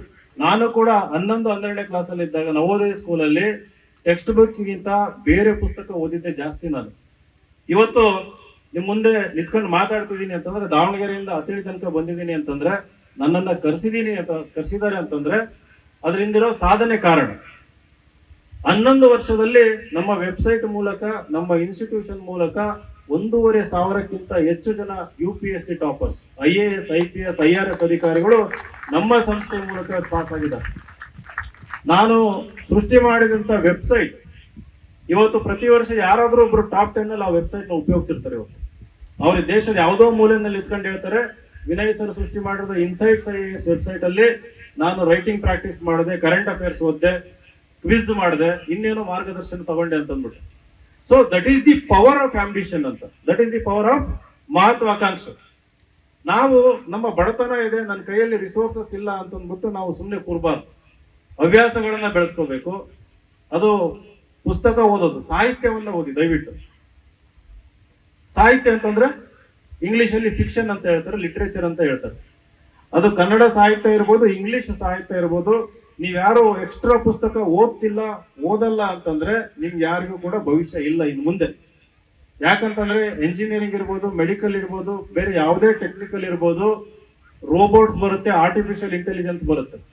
ಆದ್ರೆ ಹ್ಯೂಮನ್ ಕ್ರಿಯೇಟಿವಿಟಿ ಅಂತ ಏನ್ ಹೇಳ್ತೀವಿ, ಸೃಜನಶೀಲತೆ ಅಂತ ಹೇಳ್ತೀವಿ ಕನ್ನಡದಲ್ಲಿ, ಹ್ಯೂಮನ್ ಕ್ರಿಯೇಟಿವಿಟಿ, ಅದನ್ನ ಯಾರು ಕೂಡ ರೆಪ್ಲಿಕೇಟ್ ಮಾಡಕ್ಕಾಗಲ್ಲ, ಯಾರು ಕೂಡ ಅದನ್ನ ಮಿಮಿಕ್ ಮಾಡಕ್ಕಾಗಲ್ಲ. ಹ್ಯೂಮನ್ ಕ್ರಿಯೇಟಿವಿಟಿ ಅನ್ನೋದು ಒಬ್ಬ ವ್ಯಕ್ತಿಗೆ ಕೇಂದ್ರೀಕೃತ ಆಗಿರುತ್ತೆ. ಒಬ್ಬ ವ್ಯಕ್ತಿಯ ಕ್ರಿಯೇಟಿವಿಟಿ ಇನ್ನೊಬ್ಬ ವ್ಯಕ್ತಿ ಕ್ರಿಯೇಟಿವಿಟಿಗಿಂತ ಡಿಫ್ರೆಂಟ್ ಇರುತ್ತೆ.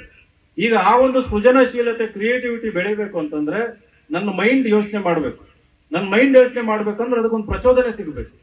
ಆ ಪ್ರಚೋದನೆ ಒಂದು ಒಳ್ಳೆ ಡಾಕ್ಯುಮೆಂಟರಿ ಆಗಿರ್ಬೋದು, ಒಳ್ಳೆ ಪುಸ್ತಕ, ಎಲ್ಲದಕ್ಕಿಂತ ಮುಖ್ಯವಾಗಿ ಒಂದು ಒಳ್ಳೆ ಪುಸ್ತಕ. ನೀವು ಪುಸ್ತಕ ಓದಲಿಲ್ಲ ಅಂತಂದ್ರೆ ಆ ಪ್ರಚೋದನೆ ಸಿಗೋದಿಲ್ಲ ನಿಮಗೆ. ಇಂಗ್ಲಿಷಲ್ಲಿ ಸ್ಟಿಮ್ಯುಲೇಷನ್ ಅಂತ ಹೇಳ್ತೀವಿ, ಇಂಟೆಲೆಕ್ಚುಯಲ್ ಸ್ಟಿಮ್ಯುಲೇಷನ್. ನೀವು ಯಾವುದು ಮಾಡ್ದಂಗೆ ಇಲ್ಲ, ನಂದು SSLC ಆಯ್ತು, PUC ಆಯ್ತು, ಸೆಕೆಂಡ್ PUC ಆಯ್ತು, ಇಲ್ಲಿ ಯಾವ್ದೋ ಒಂದು ಡಿಗ್ರಿ ಸೇರ್ಕೊಂತೀನಿ ಅಂತಂದ್ರೆ ಇಲ್ಲಿ ಕುಂತಿರೋರು ಎಲ್ಲರಿಗೂ ಕೂಡ 21-22 ವರ್ಷಕ್ಕೆ ಮದುವೆ ಮಾಡ್ತಾರೆ. ಈ ಕಡೆ ಸೈಡ್ ಇರೋರಿಗೆ, ಈ ಕಡೆ ಸೈಡ್ ಇರೋರು ಯಾವ್ದೋ ಒಂದು ಡಿಗ್ರಿ ಮಾಡಿ ವಾಪಸ್ ಬರ್ತೀರಿ ಊರಿಗೆ. ನಿಮ್ಮ ಅವಕಾಶಗಳು ಏನಿದಾವೆ ನಿಮ್ಮ ಊರಲ್ಲಿ, ನಿಮ್ಮ ಸುತ್ತಮುತ್ತ? ಒಂದು ರಾಜಕಾರಣ ಮಾಡ್ಕೊಂಡಿರ್ಬೇಕು ಊರಲ್ಲಿ, ಇಲ್ಲ ಅಂತಂದ್ರೆ ಡ್ರೈವರ್, ಗಾರೆ ಕೆಲಸನೋ, ಪೇಂಟಿಂಗ್ ಕೆಲಸನೋ, ಅಥವಾ ಇನ್ಯಾರು ಕಾಲ್ ಕೆಳಗೋ ಕೆಲಸ ಮಾಡ್ಕೊಂಡಿರುವಂತದ್ದು. ದಯವಿಟ್ಟು ಆ ಪರಿಸ್ಥಿತಿಗೆ ನೀವೇ ಕಾರಣೀಭೂತರಾಗ್ಬೇಡ್ರಿ. ಇವತ್ತು ಇಂಟರ್ನೆಟ್ ಇದೆಯಲ್ಲ, ದ ಗ್ರೇಟೆಸ್ಟ್ ಎಂಪವರ್ಮೆಂಟ್ ಟೂಲ್ ಅಂತಂದು, ಅಂದ್ರೆ ಸಬಲೀಕರಣಕ್ಕೆ ಬೇಕಾದಂತ ಪ್ರತಿಯೊಂದು ಜ್ಞಾನದ ಭಂಡಾರ ಇವತ್ತು ಇಂಟರ್ನೆಟ್ ಅಲ್ಲಿ ಇದೆ. ನಾನು ಬೈಕ್ ಹೆಂಗ್ ರಿಪೇರಿ ಮಾಡ್ಬೋದು ಅಂತಾನು ಕಲಿಬಹುದು, ಮೊಬೈಲ್ ಹೆಂಗ್ ಸೃಷ್ಟಿ ಮಾಡ್ಬೋದು ಅಂತಾನು ಕಲಿಬಹುದು, ಎಂತೆಂತ ಟಫೆಸ್ಟ್ ಎಂಜಿನಿಯರಿಂಗ್ ಎಂಟ್ರೆನ್ಸ್ ಎಕ್ಸಾಮ್ ಹೆಂಗೆ ಪಾಸ್ ಮಾಡ್ಬೋದು ಅಂತ ಮನೇಲೆ ಕೂತ್ಕೊಂಡು ಕಲಿಬಹುದು. ಆಗ್ಲೇ ಸಂಜಯ್ ಅವ್ರು ಹೇಳಿದ್ರು, ನೀವು ಕೇಳಿಸ್ಕೊಂಡ್ರಲ್ಲ ಗೊತ್ತಿಲ್ಲ, ಈ ಸರಿ ರ್ಯಾಂಕ್ ಬಂದಾಗ ಅವ್ರು ಮನೇಲಿ ಕೂತ್ಕೊಂಡು ರ್ಯಾಂಕ್ ತಗೊಂಡಿದ್ದು. ಡೆಲ್ಲಿಗೂ ಹೋಗ್ಲಿಲ್ಲ, ಬೆಂಗಳೂರಿಗೂ ಹೋಗ್ಲಿಲ್ಲ, ಮನೇಲಿ ಕೂತ್ಕೊಂಡು ಇಂಟರ್ನೆಟ್ ಪುಸ್ತಕ ಉಪಯೋಗಿಸ್ಕೊಂಡು ಅವ್ರು ರ್ಯಾಂಕ್ ತಗೊಂಡಿದ್ದು. ಮೂರನೇದಾಗಿ, ದೊಡ್ಡ ಕನಸು ಕಂಡ ಮೇಲೆ ಆ ಕನಸಿಗೆ ತಕ್ಕನದಾಗಿ ನಮ್ಮ ವ್ಯಕ್ತಿತ್ವ ಬೆಳೆಸ್ಕೋಬೇಕು. ನಮ್ಮ ವ್ಯಕ್ತಿತ್ವ ಅಂತಂದ್ರೆ ನಾವ್ ಎಲ್ಲಿ ಹಗುರವಾಗಿ ಮಾತಾಡಬಾರ್ದು, ದೊಡ್ಡವರನ್ನ ಗೌರವಿಸ್ಬೇಕು. ಯಾವಾಗ್ಲೂ ನಾವು ನಮ್ಮಲ್ಲಿ ಆತ್ಮವಿಶ್ವಾಸ ಜಾಸ್ತಿ ಇರಬೇಕು, ಕಾನ್ಫಿಡೆಂಟ್ ಆಗಿರ್ಬೇಕು. ವೇದಿಕೆಗಳಿಗೆ ಬಂದು ಮಾತನಾಡೋದನ್ನ ಕಲೀರಿ, ವೇದಿಕೆಗಳಿಗೆ ಬಂದು ಡಿಬೇಟ್ ಮಾಡೋದನ್ನ ಕಲೀರಿ. ನಿಮ್ಮ ಸ್ಕೂಲಲ್ಲಿ ಮಾಡುವಂತ ಪ್ರತಿಯೊಂದು ಕಾಂಪಿಟೇಷನ್ ನಲ್ಲಿ ಪಾರ್ಟಿಸಿಪೇಟ್ ಮಾಡಿ. ಕೀಳರಿಮೆ ಬೇಡ, ಫೇಲ್ ಆದ್ರೂ ಪರವಾಗಿಲ್ಲ. ನನ್ಗೆ ಈಗಲೂ ನೆನಪಿದೆ, ನಮ್ಮ ನವೋದಯ ಸ್ಕೂಲಲ್ಲಿ essay ಕಾಂಪಿಟೇಷನ್ ಮಾಡ್ತಾ ಇದ್ರು, ಆಮೇಲೆ ಕ್ವಿಜ್ ಕಾಂಪಿಟೇಷನ್. ನಾನು 6, 7, 8ನೇ ಕ್ಲಾಸಲ್ಲಿ ಓದ್ಬೇಕಾದ್ರೆ ಸ್ಟೇಜ್ ಮೇಲೆ ಇರೋದು ಕ್ವಿಜ್ ಡಿಬೇಟ್ ಮಾಡ್ಬೇಕಾದ್ರೆ ಕಣ್ಣು ಬಾಯಿ ಅಗಲ ಮಾಡ್ಕೊಂಡು ನೋಡ್ತಾ ಇದ್ದೆ. ನಾನು ಬಹಳ ಭಯ ನನಗೆ. ನಾನು ಒಂದಿನ ಅಲ್ಲಿ ಹೋಗ್ಬೇಕಲ್ಲ, ಹೆಂಗ್ ಹೋಗೋದು ಅಂತಂದು. ನಮ್ಮ ಕ್ಲಾಸ್ ರೂಮ್ ಅಲ್ಲಿ ನಾವ್ ಹೆಂಗಿರ್ತೀವಿ ಅಂತಂದ್ರೆ ಮೆಜಾರಿಟಿ ಇನ್ವಿಸಿಬಲ್, ಕಣ್ಣಿಗೆ ಕಾಣಲ್ಲ ನಾವ್ ಯಾರಿಗೂ. ಕ್ಲಾಸಿಗೆ ಬರ್ತೀವಿ, ನೋಟ್ಸ್ ಬರ್ಕೊಂತೀವಿ, ಪಾಠ ಕೇಳ್ಕೊಂತೀವಿ, ವಾಪಸ್ ಹೋಗ್ತೀವಿ. ನಾವು ಟೀಚರ್ಸಿಗೆ ಕಾಣಿಸ್ಬೇಕು ಅನ್ನೋದಾದ್ರೆ ನಾವು ಮನೆಗೆ ವಾಪಸ್ ಹೋಗಿ ಎಕ್ಸ್ಟ್ರಾ ಸ್ಟಡಿ ಮಾಡಬೇಕು, ಬೇರೆ ಬೇರೆ ಪುಸ್ತಕ ಓದ್ಬೇಕು. ನಾಳೆ ಪಾಠ ಮಾಡೋದನ್ನ ಹಿಂದಿನ ದಿನನೇ ಓದ್ಕೊಂಡ್ಬರ್ಬೇಕು. ಕ್ಲಾಸಲ್ಲಿ ಪ್ರಶ್ನೆ ಕೇಳಿದಾಗ ಉತ್ತರ ಕೊಡ್ಬೇಕು. ಕ್ಲಾಸಲ್ಲಿ ಪರೀಕ್ಷೆ ಮಾಡಿದಾಗ ಸ್ವಲ್ಪ ಚೆನ್ನಾಗಿ ಪರ್ಫಾರ್ಮ್ ಮಾಡ್ಬೇಕು. ಅವಾಗ ಏನ್ ಮಾಡ್ತಾರೆ, ಟೀಚರ್ಸ್ ನಮ್ಮನ್ನ ನೋಟಿಸ್ ಮಾಡ್ತಾರೆ. ನಮ್ಮ ನಡೆನುಡಿನಲ್ಲಿ ಗಂಭೀರತೆ ಇದ್ದಾಗ, ಇಲ್ಲ ಈತ ದೊಡ್ಡ ಕನಸು ಕಂಡು ದೊಡ್ಡ ವ್ಯಕ್ತಿ ಆಗ್ತಾನೆ ಅಂತ ನಮ್ಮ ಟೀಚರಿಗೆ ಅನಿಸ್ಬೇಕು. ಅವಾಗ ಏನ್ ಮಾಡ್ತಾರೆ, ನಮ್ಮನ್ನ ಪಿಕ್ ಮಾಡ್ತಾರೆ. ಹಂಗೆ 9ನೇ ಕ್ಲಾಸ್ ಬರೋ ಅಷ್ಟೊತ್ತಿಗೆ ನಾನು essay ಕಾಂಪಿಟೇಷನ್, ಕ್ವಿಜ್ಗೆ ನನ್ನನ್ನು ಪಿಕ್ ಮಾಡಿದ್ರು.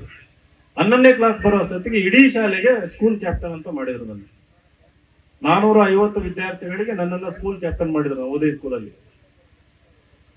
ಸ್ಕೂಲ್ ಕ್ಯಾಪ್ಟನ್ ಮಾಡಿದಾಗ ಇವನು ದನದ ಮನೆಯಿಂದ ಬಂದಿದ್ದು, ಹಳ್ಳಿಯಿಂದ ಬಂದಿದ್ದು, ಅದು ಯಾವುದು ನೋಡ್ಲಿಲ್ಲ ಅವರು. ಆ ವರ್ಷ ಈತನ ಬಿಹೇವಿಯರ್ ಹೆಂಗಿತ್ತು, ಈತನ ವ್ಯಕ್ತಿತ್ವದಲ್ಲಿ ಇರುವ ಪಕ್ವತೆ, ಗಂಭೀರತೆ, ಇವನ್ನೆಲ್ಲ ನೋಡಿದ್ರು. ನೀವು ಯಾವಾಗ ನಿಮ್ಮ ಸಾಮರ್ಥ್ಯ ಬೆಳೆಸ್ಕೊಂತೀರಿ, ನಿಮ್ಮ ಪ್ರತಿಭೆ ನೀವು ಅರ್ಥ ಮಾಡ್ಕೊಂಡು ಆ ಪ್ರತಿಭೆಗೆ ಪೂರಕವಾಗಿ ಏನೇನು ಕಲಿತಾ ಹೋಗ್ತೀರಿ, ಅವಾಗ ನಿಮ್ಮನ್ನ ಸಮಾಜ ಗುರುತಿಸುತ್ತೆ. ನಿಮ್ಮನ್ನು ಸಮಾಜ ಗುರುತಿಸಿ ನಿಮ್ಗೆ ಅವಕಾಶ ಕೊಡುತ್ತೆ. ಇವತ್ತು ನಮ್ಮ ಇನ್ಸ್ಟಿಟ್ಯೂಷನ್ ಯಾರೋ ಬರ್ತಾರೆ ಕೆಲವೊಬ್ರು, ಸರ್ ನನಗೆ ಡಿಸ್ಕೌಂಟ್ ಕೊಡ್ರಿ ಅಥವಾ ಉಚಿತವಾಗಿ ಕೋಚಿಂಗ್ ಕೊಡ್ರಿ ಅಂತಂದು. ನಾನು ಅವ್ರನ್ನ ಪರೀಕ್ಷೆ ಮಾಡ್ತೀನಿ. ನೀನು ಉಚಿತವಾಗಿ ಅಂತ ಬಂದಿದೆಯಲ್ಲಪ್ಪ, ಇದುವರೆಗೂ ಏನೇನು ಮಾಡಿದ್ಯಾ ಹೇಳು. ದಿನನಿತ್ಯ ಪತ್ರಿಕೆ ಓದಿದ್ಯಾ? ಇಲ್ಲ. ಸ್ವಂತ ಪ್ರಯತ್ನ ಮಾಡಿ ಯಾವ್ದಾದ್ರು ಪುಸ್ತಕ ಓದಿ ಏನಾದ್ರೂ ನೋಟ್ಸ್ ಮಾಡಿದ್ಯಾ? ತೋರ್ಸು. ಇಲ್ಲ. ಅವನೇನಂದ್ರೆ ಕೇವಲ ಕನಸು ಹೊತ್ಕೊಂಡ್ ಬಂದಿರ್ತಾನೆ, ಬಂದ್ಬಿಟ್ಟು ಉಚಿತವಾಗಿ ಕೊಡಿ ಅಂತ ಹೇಳ್ತಾನೆ. ನಾವು ಇನ್ನೊಬ್ಬರ ಹತ್ರ ಉಚಿತವಾಗಿ ಕೇಳೋದಕ್ಕಿಂತ ಮುಂಚೆ ನಮ್ಮ ಪ್ರಯತ್ನ ಮಾಡಿರ್ಬೇಕು. ನನ್ನ ಹತ್ರ ತಂದು ತೋರಿಸ್ಬೇಕು, ನೋಟ್ಸ್ ತೋರಿಸಿ, ನೀವು ಬರೆದಿರೋ ಉತ್ತರ ತೋರಿಸಿ. ಅದು ತಪ್ಪಾಗಿರ್ಲಿ, ನಾನು ಪ್ರಯತ್ನನೇ ಮಾಡದೆ ಇನ್ನೊಬ್ಬರ ಹತ್ರ ಹೋಗಿ ಅವ್ರ ಹತ್ರ ನಾನು ದುಡ್ಡು ಕೇಳಿದ್ರೆ, ಸಾಲ ಕೇಳಿದ್ರೆ ಜನ ಒಪ್ಪಲ್ಲ. ಹಂಗಾಗಿ ನಿಮ್ಗೆ ಏನಾದ್ರು ಬಡತನ ಇತ್ತು ಅಂತಂದ್ರೆ, ಬಡತನ ನಿಮಗೆ ತೊಡಕಾಗಲ್ಲ. ನೀವು ಪ್ರಯತ್ನ ಮಾಡಬೇಕು. ನಿಮ್ಗೆ ಎಷ್ಟು ಅರ್ಥ ಆಗುತ್ತೆ ಅಷ್ಟು ಅರ್ಥ ಮಾಡ್ಕೊಂಡು ಪ್ರಯತ್ನ ಮಾಡಿ. ಆಮೇಲೆ ನಮ್ಮ ಹತ್ರ ಬಂದು ತೋರಿಸಿ, ಸರ್ ನಾನು IAS ಆಗ್ಬೇಕು, ನೀವು ಈ ತರ ಬಂದಿದ್ರಿ, ಕೌಲ್ಗುಡ್ಡಕ್ಕೆ ಬಂದಿದ್ರಿ 2025 ಮೇ ತಿಂಗಳಲ್ಲಿ ಬಂದು ಈ ರೀತಿ ಭಾಷಣ ಮಾಡಿ ಹೋಗಿದ್ರಿ, ನಾನು ಇನ್ಸ್ಪೈರ್ ಆಗಿದ್ದೆ, ಈಗ ಡಿಗ್ರಿ ಮುಗಿಸ್ಕೊಂಡ್ ಬಂದಿದ್ದೀನಿ. ಆದ್ರೆ ಸುಮ್ಮನೆ ಡಿಗ್ರಿ ಮುಗಿಸ್ಕೊಂಡ್ ಬಂದಿಲ್ಲ, ಡಿಗ್ರಿ ಮಾಡ್ಬೇಕಾದ್ರೆ ಇಷ್ಟೊಂದೆಲ್ಲ ಓದಿದ್ದೀನಿ. NCERT ಬುಕ್ಸ್ ಓದಿದ್ದೀನಿ, ಭಾರತದ ರಾಜಕೀಯ ಶಾಸ್ತ್ರ ಓದಿದ್ದೀನಿ, ಭೂಗೋಳ ಶಾಸ್ತ್ರ ಓದಿದ್ದೀನಿ, ಇತಿಹಾಸ ಓದಿದ್ದೀನಿ, ನೋಟ್ಸ್ ಮಾಡ್ಕೊಂಡಿದ್ದೀನಿ. ನೀವು ಇವನ್ನೆಲ್ಲ ಏನಾದ್ರು ತೋರಿಸಿದ್ರೆ ಅಲ್ಲೇ ನಿಮಗೆ ಉಚಿತವಾಗಿ ನಾನು IAS ನಿಮ್ಗೆ ಅಡ್ಮಿಷನ್ ಕೊಡಿಸ್ತೀನಿ. ನಾನು ಸುಮ್ಮನೆ ಹೇಳ್ತಾ ಇಲ್ಲ, ಇಲ್ಲಿ ತನಕ ಬಂದು ನಿಜವಾಗ್ಲೂ ಮಾಡ್ತೀನಿ ಅದನ್ನು. ನಮ್ಮ ದಾವಣಗೆರೆ ನವೋದಯ ಸ್ಕೂಲಿಗೆ ಹೋಗಿದ್ದೆ, 11ನೇ ಕ್ಲಾಸ್ ಮಕ್ಕಳಿಗೆ ಒಂದು ಕಾರ್ಯಾಗಾರ ಅಂತಂದು 1 ಗಂಟೆ ಲೆಕ್ಚರ್ ಕೊಟ್ಟು ಬಂದಿದ್ದೆ. ಮೊನ್ನೆ CBSE ರಿಸಲ್ಟ್ ಬಂತು. ಅದರಲ್ಲಿ ಒಬ್ಬ ವಿಶ್ವಾಸ ಅನ್ನೋ ಹುಡುಗ 92.8% ಬಂದಿದ್ದ. CBSE ನಲ್ಲಿ 92.8%, ಸೆಕೆಂಡ್ PUC 12th ಅಂತ ಹೇಳ್ತಾನೆ. ಅವನು ನನ್ನ ನುಡ್ಕೊಂಡು ಮನೆಗೆ ಬಂದ, ಶಿವಮೊಗ್ಗದಿಂದ ಅವನ ಅಪ್ಪನ ಜೊತೆ ಬಂದ. ಅವನು ನನ್ನ ನಂಬರ್ ಎಲ್ಲೋ ತಗೊಂಡು ಬೆನ್ನಿಂದ ಬಿದ್ದು ಅಡ್ರೆಸ್ ಹುಡ್ಕೊಂಡು ನಮ್ಮ ಮನೆ ತನಕ ಬಂದ. ಏನಪ್ಪ ಅಂತ ಕೇಳಿದೆ. ಸರ್ ನಾನು IAS ಅಧಿಕಾರಿ ಆಗ್ಬೇಕಂತಿದ್ದೀನಿ. ಅಲ್ಲೋ ಈ ವಯಸ್ಸಿಗೆ ಎಲ್ಲಿಂದ ಬಂತು ನಿನ್ ತಲೆಯಲ್ಲೇದು ಅಂತಂದು. ಸರ್ ನೀವು 2 ವರ್ಷದಿಂದ ನಮ್ಮ ಸಂಸ್ಥೆ ಬಂದಿದ್ರಿ, ನವೋದಯ ಸ್ಕೂಲಿಗೆ ಬಂದು ಲೆಕ್ಚರ್ ಕೊಟ್ಟು ಹೋಗಿದ್ರಿ ಅಂತ. ಆಯ್ತು, ಈಗ ಒಳ್ಳೆ ಪರ್ಸೆಂಟೇಜ್ ಬಂದಿದೆಯಲ್ಲ, ಮುಂದೇನು ಅಂತಂದು. ಸರ್ ನಾನು ಡೆಲ್ಲಿ ಯೂನಿವರ್ಸಿಟಿಗೆ ಹೋಗ್ಬೇಕಂತ ಮನಸ್ಸು ಮಾಡಿದ್ದೀನಿ ಅಂತ. ಡೆಲ್ಲಿ ಯೂನಿವರ್ಸಿಟಿನಲ್ಲಿ ಸ್ಟೀಫನ್ಸ್ ಕಾಲೇಜ್ ಅಂತ ಇದೆ, ನಾನು ಅಲ್ಲಿ ಅಡ್ಮಿಷನ್ ತಗೋಬೇಕಂತ ಮನಸ್ಸು ಮಾಡಿದ್ದೀನಿ ಅಂತಂದು. ಇದೆಲ್ಲ ನಿನಗೆ ಹೆಂಗ್ ಗೊತ್ತಾಯ್ತು? ನೀವು ಅವತ್ತು ಲೆಕ್ಚರ್ ಅಲ್ಲಿ ಹೇಳಿದ್ರಿ, ಸರ್ IAS ಮಾಡೋದಿದ್ರೆ ನಮ್ ಸುತ್ತಮುತ್ತ ಇರೋ ಡಿಗ್ರಿ ಕಾಲೇಜಲ್ಲಿ ಮಾಡಬೇಡ, ಬೆಂಗಳೂರಲ್ಲೂ ಮಾಡಬೇಡ, ಯಾಕಂದ್ರೆ PUC ಸೈನ್ಸ್ ಆದ್ಮೇಲೆ ಡೆಲ್ಲಿ ಯೂನಿವರ್ಸಿಟಿನಲ್ಲಿ ಇಂಡಿಯಾದಲ್ಲಿ ಟಾಪ್ ಮೋಸ್ಟ್ ಕಾಲೇಜಸ್ ಏನಿದೆ ಅಲ್ಲಿ ಮಾಡು. ಅದ್ರಲ್ಲಿ 2 ಎಕ್ಸಾಂಪಲ್ ಕೊಟ್ಟಿದ್ರಿ ಅಂತ. ಅದರಲ್ಲಿ ಸ್ಟೀಫನ್ಸ್ ಅಂತ ಹೇಳಿದ್ರಿ, ಮಿರಾಂಡಾ ಹೌಸ್ ಅಂತ ಹೇಳಿದ್ರಿ, ಲೇಡಿ ಶ್ರೀರಾಮ್ ಕಾಲೇಜ್ ಅಂತ ಹೇಳಿದ್ರಿ ಅಂತ. ಅವನೆಲ್ಲ ಅವತ್ತು ಬರ್ಕೊಂಡಿದ್ದಾನೆ, ಆ ಕಾಲೇಜಸ್ಗಳನ್ನ ನೆನ್ಪಿಡ್ಕೊಂಡಿದ್ದಾನೆ, ನಾನು ಹೇಳಿದ್ ನೆನ್ಪಿಡ್ಕೊಂಡಿದ್ದಾನೆ, ನನ್ನ ಹೆಸರು ನೆನ್ಪಿಡ್ಕೊಂಡಿದ್ದಾನೆ. 2 ವರ್ಷ ಆದ್ಮೇಲೆ ಪರ್ಸೆಂಟೇಜ್ ತಗೊಂಬಂದು, ಅದು ನಾನು ಹೇಳಿದ್ದೆ ನಿಮ್ಗಲ್ಲಿ ಅಡ್ಮಿಷನ್ ಸಿಗ್ಬೇಕಂದ್ರೆ 90 ಮೇಲೆ ತೆಗಿಬೇಕಂತ ಹೇಳಿದ್ದೆ PUC ನಲ್ಲಿ. ಅದನ್ನೂ ಸಾಧನೆ ಮಾಡಿ ನಮ್ಮ ಮನೆಗೆ ಬಂದಿದ್ದ ಅವನು. ನನಗೆ ಬಹಳ ಸಂತೋಷ ಆಯ್ತು. ಇವತ್ತು ನಾವು ಸಾಧನೆ ಮಾಡ್ತೀವಿ ಅಂತಂದ್ರೆ, ಇಲ್ಲಿ ಕೂತಿರೋರು, ನಾನು ಬೆಳಗ್ಗೆ 5 ಗಂಟೆಗೆ ಎದ್ದು ನಿನ್ನೆ ರಾತ್ರಿ 12 ಗಂಟೆ ಒಂದು ಫಂಕ್ಷನ್ ಮುಗಿಸ್ಕೊಂಡು ನಮ್ಮ ದಾವಣಗೆರೆನಲ್ಲಿ ಕೇವಲ 4 ತಾಸು ಮಲ್ಕೊಂಡು 4 ಗಂಟೆಗೆ ಎದ್ದು ರೆಡಿಯಾಗಿ 5 ಗಂಟೆಗೆ ದಾವಣಗೆರೆ ಬಿಟ್ಟು ಇಲ್ಲಿ ನಾನು 10:55ಕ್ಕೆ ಸರಿಯಾಗಿ ಬಂದೆ. ಮಧ್ಯದಲ್ಲಿ ಅಥಣಿಯಲ್ಲಿ ತಿಂಡಿ ತಿನ್ಕೊಂಡು ಬಂದಿರೋ ಉದ್ದೇಶ ಏನಪ್ಪಾ ಅಂತಂದ್ರೆ, ಇಲ್ಲಿ ಕೂತಿರೋ ಈ ಒಂದು ಆಡಿಯನ್ಸ್ ಅಲ್ಲಿ ಒಂದು 5ರಿಂದ 10 ಜನನಾದ್ರೂ ಕೂಡ ಬರುವ 5-6 ವರ್ಷದಲ್ಲಿ IAS IPS ಅಧಿಕಾರಿಗಳಾಗ್ಲಿ ಅನ್ನೋ ಒಂದು ಉದ್ದೇಶನ ನಾನು ಬಂದಿರೋಂಥದ್ದು. ಇವತ್ತು ಅದಕ್ಕೆ ಬೇಕಾಗಿರುವಂತ ಒಂದು ಬಹಳ ಕಿರು ಮಾರ್ಗದರ್ಶನ ಇವತ್ತು ನಿಮಗೆ ಕೊಡ್ತಾ ಇದ್ದೀನಿ ನಾನು. ಮೊದಲನೇದು ಪೇಪರ್ ಓದಿ ಅಂತ ಹೇಳಿದೆ, 2ನೇದು ಸಾಹಿತ್ಯ ಓದಿ ಅಂತ ಹೇಳಿದೆ, 3ನೇದು ನೀವು ಯಾವ್ಯಾವ ಪುಸ್ತಕಗಳನ್ನ ನೀವು ಓದ್ತೀರಿ ಕ್ಲಾಸ್ ರೂಮ್ ಅಲ್ಲಿ, ನೋಟ್ಸ್ ಓದೋದನ್ನ ಬಿಟ್ಟು ಟೆಕ್ಸ್ಟ್ ಬುಕ್ ಓದೋದನ್ನ ಅಭ್ಯಾಸ ಮಾಡ್ಕೊಳ್ಳಿ. ಒರಿಜಿನಲ್ ಟೆಕ್ಸ್ಟ್ ಬುಕ್ಸ್ 1 ಸರಿ ಅಲ್ಲ, 2 ಸರಿ ಅಲ್ಲ, 3-4 ಸರಿ ಓದಿ, ಅರ್ಥ ಮಾಡ್ಕೊಳ್ಳಿ. 4ನೇದು ಇಂಗ್ಲಿಷ್ ಭಾಷೆ ಮೇಲೆ ಹಿಡಿತ ಸಾಧನೆ ಮಾಡ್ಲೇಬೇಕು. ನಿಮಗೆ ನನ್ನ ಹತ್ರ ಇಂಗ್ಲಿಷ್ ಟೀಚರ್ ಚೆನ್ನಾಗಿಲ್ಲ, ಇಂಗ್ಲಿಷ್ ಬರಲ್ಲ ಅಂತ ಕಂಪ್ಲೇಂಟ್ ಮಾಡಕ್ಕೆ ಹೋಗ್ಬೇಡ್ರಿ. ಇವತ್ತು ಇಂಟರ್ನೆಟ್ ಅಲ್ಲಿ ಅದು ಥ್ರೂ ವಾಯ್ಸ್ ನಿಮ್ಗೆ ಇಂಗ್ಲಿಷ್ ಕಲಿಸುತ್ತೆ, ಥ್ರೂ ಟೆಕ್ಸ್ಟ್ ಇಂಗ್ಲಿಷ್ ಕಲಿಸುತ್ತೆ. ನಿಮ್ಗೆ ಕಲಿಕೆ ಒಂದು ಆಸಕ್ತಿ ಇರ್ಬೇಕು, ನಿಮ್ಗೆ ಕಲಿಯೋದಕ್ಕೆ ಒಂದು ಇಚ್ಛಾಶಕ್ತಿ ಇರ್ಬೇಕು. ಇಚ್ಛಾಶಕ್ತಿ ಇತ್ತು ಅಂತಂದ್ರೆ ಇವತ್ತು ಬೆಂಗಳೂರಿನಲ್ಲಿ 6 ವರ್ಷದ ಮಗು ಕೇವಲ 3 ತಿಂಗಳಲ್ಲಿ ಇಂಗ್ಲಿಷ್ ಬರೆಯುತ್ತೆ, ಇಂಗ್ಲಿಷ್ ಓದುತ್ತೆ, ಇಂಗ್ಲಿಷ್ ಮಾತಾಡೋದನ್ನ ಕಲಿಯುತ್ತದೆ. ಬೆಂಗಳೂರಲ್ಲಿರೋ ಕೆಲವೊಂದು ಪ್ರೈವೇಟ್ ಸ್ಕೂಲಲ್ಲಿ 6 ವರ್ಷದ ಮಗು ಇವತ್ತು ಆ ರೀತಿ ಶಿಕ್ಷಣ ಸಿಗುತ್ತೆ. 6 ವರ್ಷದ ಮಗು ಕಲಿಯೋದಕ್ಕೆ ಸಾಧ್ಯತೆ ಇದ್ದಾಗ ನೀವೆಲ್ಲ ಕೂತಿರೋರು, ನೀವು ಕೂಡ 3 ಬೇಡ 6 ತಿಂಗಳು ತಗೊಳ್ಳಿ, 1 ವರ್ಷ ತಗೊಳ್ಳಿ, 2 ವರ್ಷ ತಗೊಳ್ಳಿ, ನೀವು ಕೂಡ ಇಂಗ್ಲಿಷಲ್ಲಿ ಫ್ಲೂಯೆಂಟ್ ಆಗ್ಬೋದು. ಇಂಗ್ಲಿಷಲ್ಲಿ ಬರವಣಿಗೆನಲ್ಲೂ ಕೂಡ ನೀವು ಆಗ್ಲೇ ಅವರು ಒಂದು ವರ್ಡ್ ಯೂಸ್ ಮಾಡಿದ್ರು, ಪ್ರೊಫಿಷಿಯನ್ಸಿ ಅಂತ, ಅಂದ್ರೆ ಆಲ್ಮೋಸ್ಟ್ ಪರಿಣಿತಿ ಅಂತ ಅಂದ್ಬಿಟ್ಟು. ಇಂಗ್ಲಿಷ್ ಮಾತಾಡೋದು ಬರೆಯೋದ್ರಲ್ಲಿ ನೀವು ಒಂದು ರೀತಿಯಲ್ಲಿ ಪರಿಣಿತಿನ ನೀವು ಪಡಿಬಹುದು ಅಂತಂದು. ಇದು ಸಾಧ್ಯ ಇದೆ ನಿಮ್ಮ ಸಾಮರ್ಥ್ಯದಿಂದ. 5ನೇದು, ಯಾವಾಗ ನಾವು ಸೆಲ್ಫ್ ಎಫರ್ಟ್ ಆಗ್ತೀವಿ, ನಾವು ಸ್ವಂತ ಶ್ರಮ ಹಾಕೊಂಡು ಹೋಗ್ತೀವಿ, ಆವಾಗ ಮಾತ್ರ ನಮ್ಮ ಪರ್ಸನಾಲಿಟಿನಲ್ಲಿ, ವ್ಯಕ್ತಿತ್ವದಲ್ಲಿ ಒಂದು ಪಾಸಿಟಿವ್ ಬದಲಾವಣೆ ಆಗ್ತದೆ. ನಾವು ಯಾವಾಗಲೂ ಚಾಲೆಂಜಸ್ನ ಫೇಸ್ ಮಾಡಬೇಕು. ಚಾಲೆಂಜಸ್ನ ಫೇಸ್ ಮಾಡ್ದಂಗೆ ಈಸಿ ದಾರಿ ಹುಡ್ಕೊಂಡು ಹೋದ್ರೆ ವ್ಯಕ್ತಿತ್ವದಲ್ಲಿ ಒಳ್ಳೆ ಬದಲಾವಣೆ ಆಗಲ್ಲ. ನಾವು ಲೀಡರ್ ಆಗ್ಬೇಕು ಅಂತಂದ್ರೆ ನಾವು ಕಠಿಣವಾದ ಚಾಲೆಂಜಸ್ನ ನಾವು ಫೇಸ್ ಮಾಡಬೇಕು. ನಾಳೆ ದೊಡ್ಡ ದೊಡ್ಡ ಚಾಲೆಂಜ್ ಫೇಸ್ ಮಾಡ್ಬೇಕಂದ್ರೆ ಇವತ್ತು ಸಣ್ಣ ಸಣ್ಣ ಫೇಲ್ಯೂರ್ಗಳನ್ನ ಅನುಭವಿಸ್ಬೇಕು. ಟೆಸ್ಟ್ ಅಲ್ಲಿ ಕಡಿಮೆ ತೆಗೀರಿ, ಒಳ್ಳೇದು. ಮನೆಯಲ್ಲಿ ಬಯಸ್ಕೊಳ್ಳಿ, ಸಣ್ಣ ಸಣ್ಣ ಸ್ಪೋರ್ಟ್ಸ್ ಅಲ್ಲಿ ಫೇಲ್ ಆಗಿ ಎಲ್ಲದೂ ಒಳ್ಳೇದು. ಯಾವುದನ್ನು ಕೂಡ ಮನಸ್ಸಿಗೆ ಹಚ್ಕೊಳಕ್ ಹೋಗ್ಬೇಡಿ. ಮ್ಯಾಕ್ಸಿಮಮ್ ನಂಬರ್ ಆಫ್ ಫೇಲ್ ಆದ್ರೆ ನಿಮ್ಮ ವ್ಯಕ್ತಿತ್ವದಲ್ಲಿ ಒಂದು ಗಟ್ಟಿತನ ಬರ್ತದೆ. ದೊಡ್ಡ ದೊಡ್ಡ ಫೇಲ್ಯೂರ್ಸ್ಗೆ ನಿಮ್ಮ ಮೆಂಟಲಿ ರೆಡಿ ಆಗ್ತೀರಿ ನೀವು. ಆಗ್ಲೇ ಒಂದು ಒಳ್ಳೆ ಕೋಟ್ ಹೇಳಿದ್ರು ಅವರು, ಬಹಳ ಪ್ರಯತ್ನಗಳನ್ನು ಮಾಡಿದಾಗ, ಈಗಾಗಲೇ ಒಬ್ರು ನೀವೆಲ್ಲ ಹೇಳಿದ್ದು ಕೋಟ್, ಒಂದು ಕೋಟ್ ಹೇಳಿದ್ರಲ್ಲ, ಅದೇನದು ಸೈಕಾಲಜಿಸ್ಟ್, ನಾವು ಬಹಳ ಪ್ರಯತ್ನಗಳನ್ನು ಮಾಡಿದಾಗ ಪ್ರಯತ್ನಗಳ ಸಂಖ್ಯೆ ಹೆಚ್ಚಾದಾಗ ಪ್ರಮಾದಗಳ ಸಂಖ್ಯೆ ಕಡಿಮೆ ಆಗ್ತದೆ ಅಂತಂದು ಹೇಳಿದ್ರು ಅವರು. ನೀವು ಹೆಚ್ಚು ಹೆಚ್ಚು ಪ್ರಯತ್ನ ಮಾಡ್ದಂಗೆ ನೀವು ಮುಂದೆ ತಪ್ಪು ಮಾಡೋ ಸಂಖ್ಯೆ ಕಡಿಮೆ ಆಗ್ತಾ ಹೋಗ್ತದೆ. ಹಾಗಾಗಿ ಈ ವಯಸ್ಸಲ್ಲಿ ಹೆಚ್ಚು ತಪ್ಪುಗಳನ್ನು ಮಾಡಿ ಅಂತ. ಅದೇನಾದ್ರೂ ಇರ್ಬೋದು, ಪ್ರಯತ್ನ ಮಾಡಿ. ಆದ್ರೆ ರಿಸ್ಕ್ ಟೇಕಿಂಗ್ ಅಂತಂದ್ರೆ ಪ್ರಯತ್ನ ಮಾಡೋಂಥದ್ದು. ನಿಮಗೆ ಒಲಿಂಪಿಯಾಡ್ ಎಕ್ಸಾಮ್ ಅಂತ ಇರುತ್ತೆ. ಯಾರಾದ್ರೂ ಕೇಳಿದ್ರೆ olympiad exam ಅಂತಂದಿಲ್ಲ? 8th 9th 10th ಓದ್ತಾ ಇರೋದು ಇಲ್ಲ. ಅದು ಯಾವುದು ಏನು ಫೀಸ್ ಕಟ್ಟಂಗಿಲ್ಲ. ಇಂಟರ್ನೆಟ್ ಅಲ್ಲಿ ಓಪನ್ ಮಾಡಿ, ಸೈನ್ಸ್ ಒಲಿಂಪಿಯಾಡ್ ಅಂತ ಇರುತ್ತೆ, ಮ್ಯಾಥ್ಸ್ ಒಲಿಂಪಿಯಾಡ್ ಅಂತ ಇರುತ್ತೆ, ನ್ಯಾಷನಲ್ ಟ್ಯಾಲೆಂಟ್ ಸರ್ಚ್ ಎಕ್ಸಾಮ್ ಅಂತ ಇರುತ್ತೆ, NTSC ಅಂತ ಒಂದು ಎಕ್ಸಾಮ್ ಇರುತ್ತೆ, NTSC ಅಂತಂದು. ಅವನ್ನೆಲ್ಲ ಓಪನ್ ಮಾಡಿ ಅವನ್ನ ಅಪ್ಲೈ ಮಾಡಿ ನೀವು ಪಕ್ಕದ ಒಂದು ಕೇಂದ್ರಕ್ಕೆ ಹೋಗಿ ಪರೀಕ್ಷೆ ಬರ್ಬೋದು. ಅದು ನ್ಯಾಷನಲ್ ಲೆವೆಲ್ ಅಲ್ಲಿ ನಿಮ್ಗೆ ರ್ಯಾಂಕಿಂಗ್ ಕೊಡ್ತಾರೆ.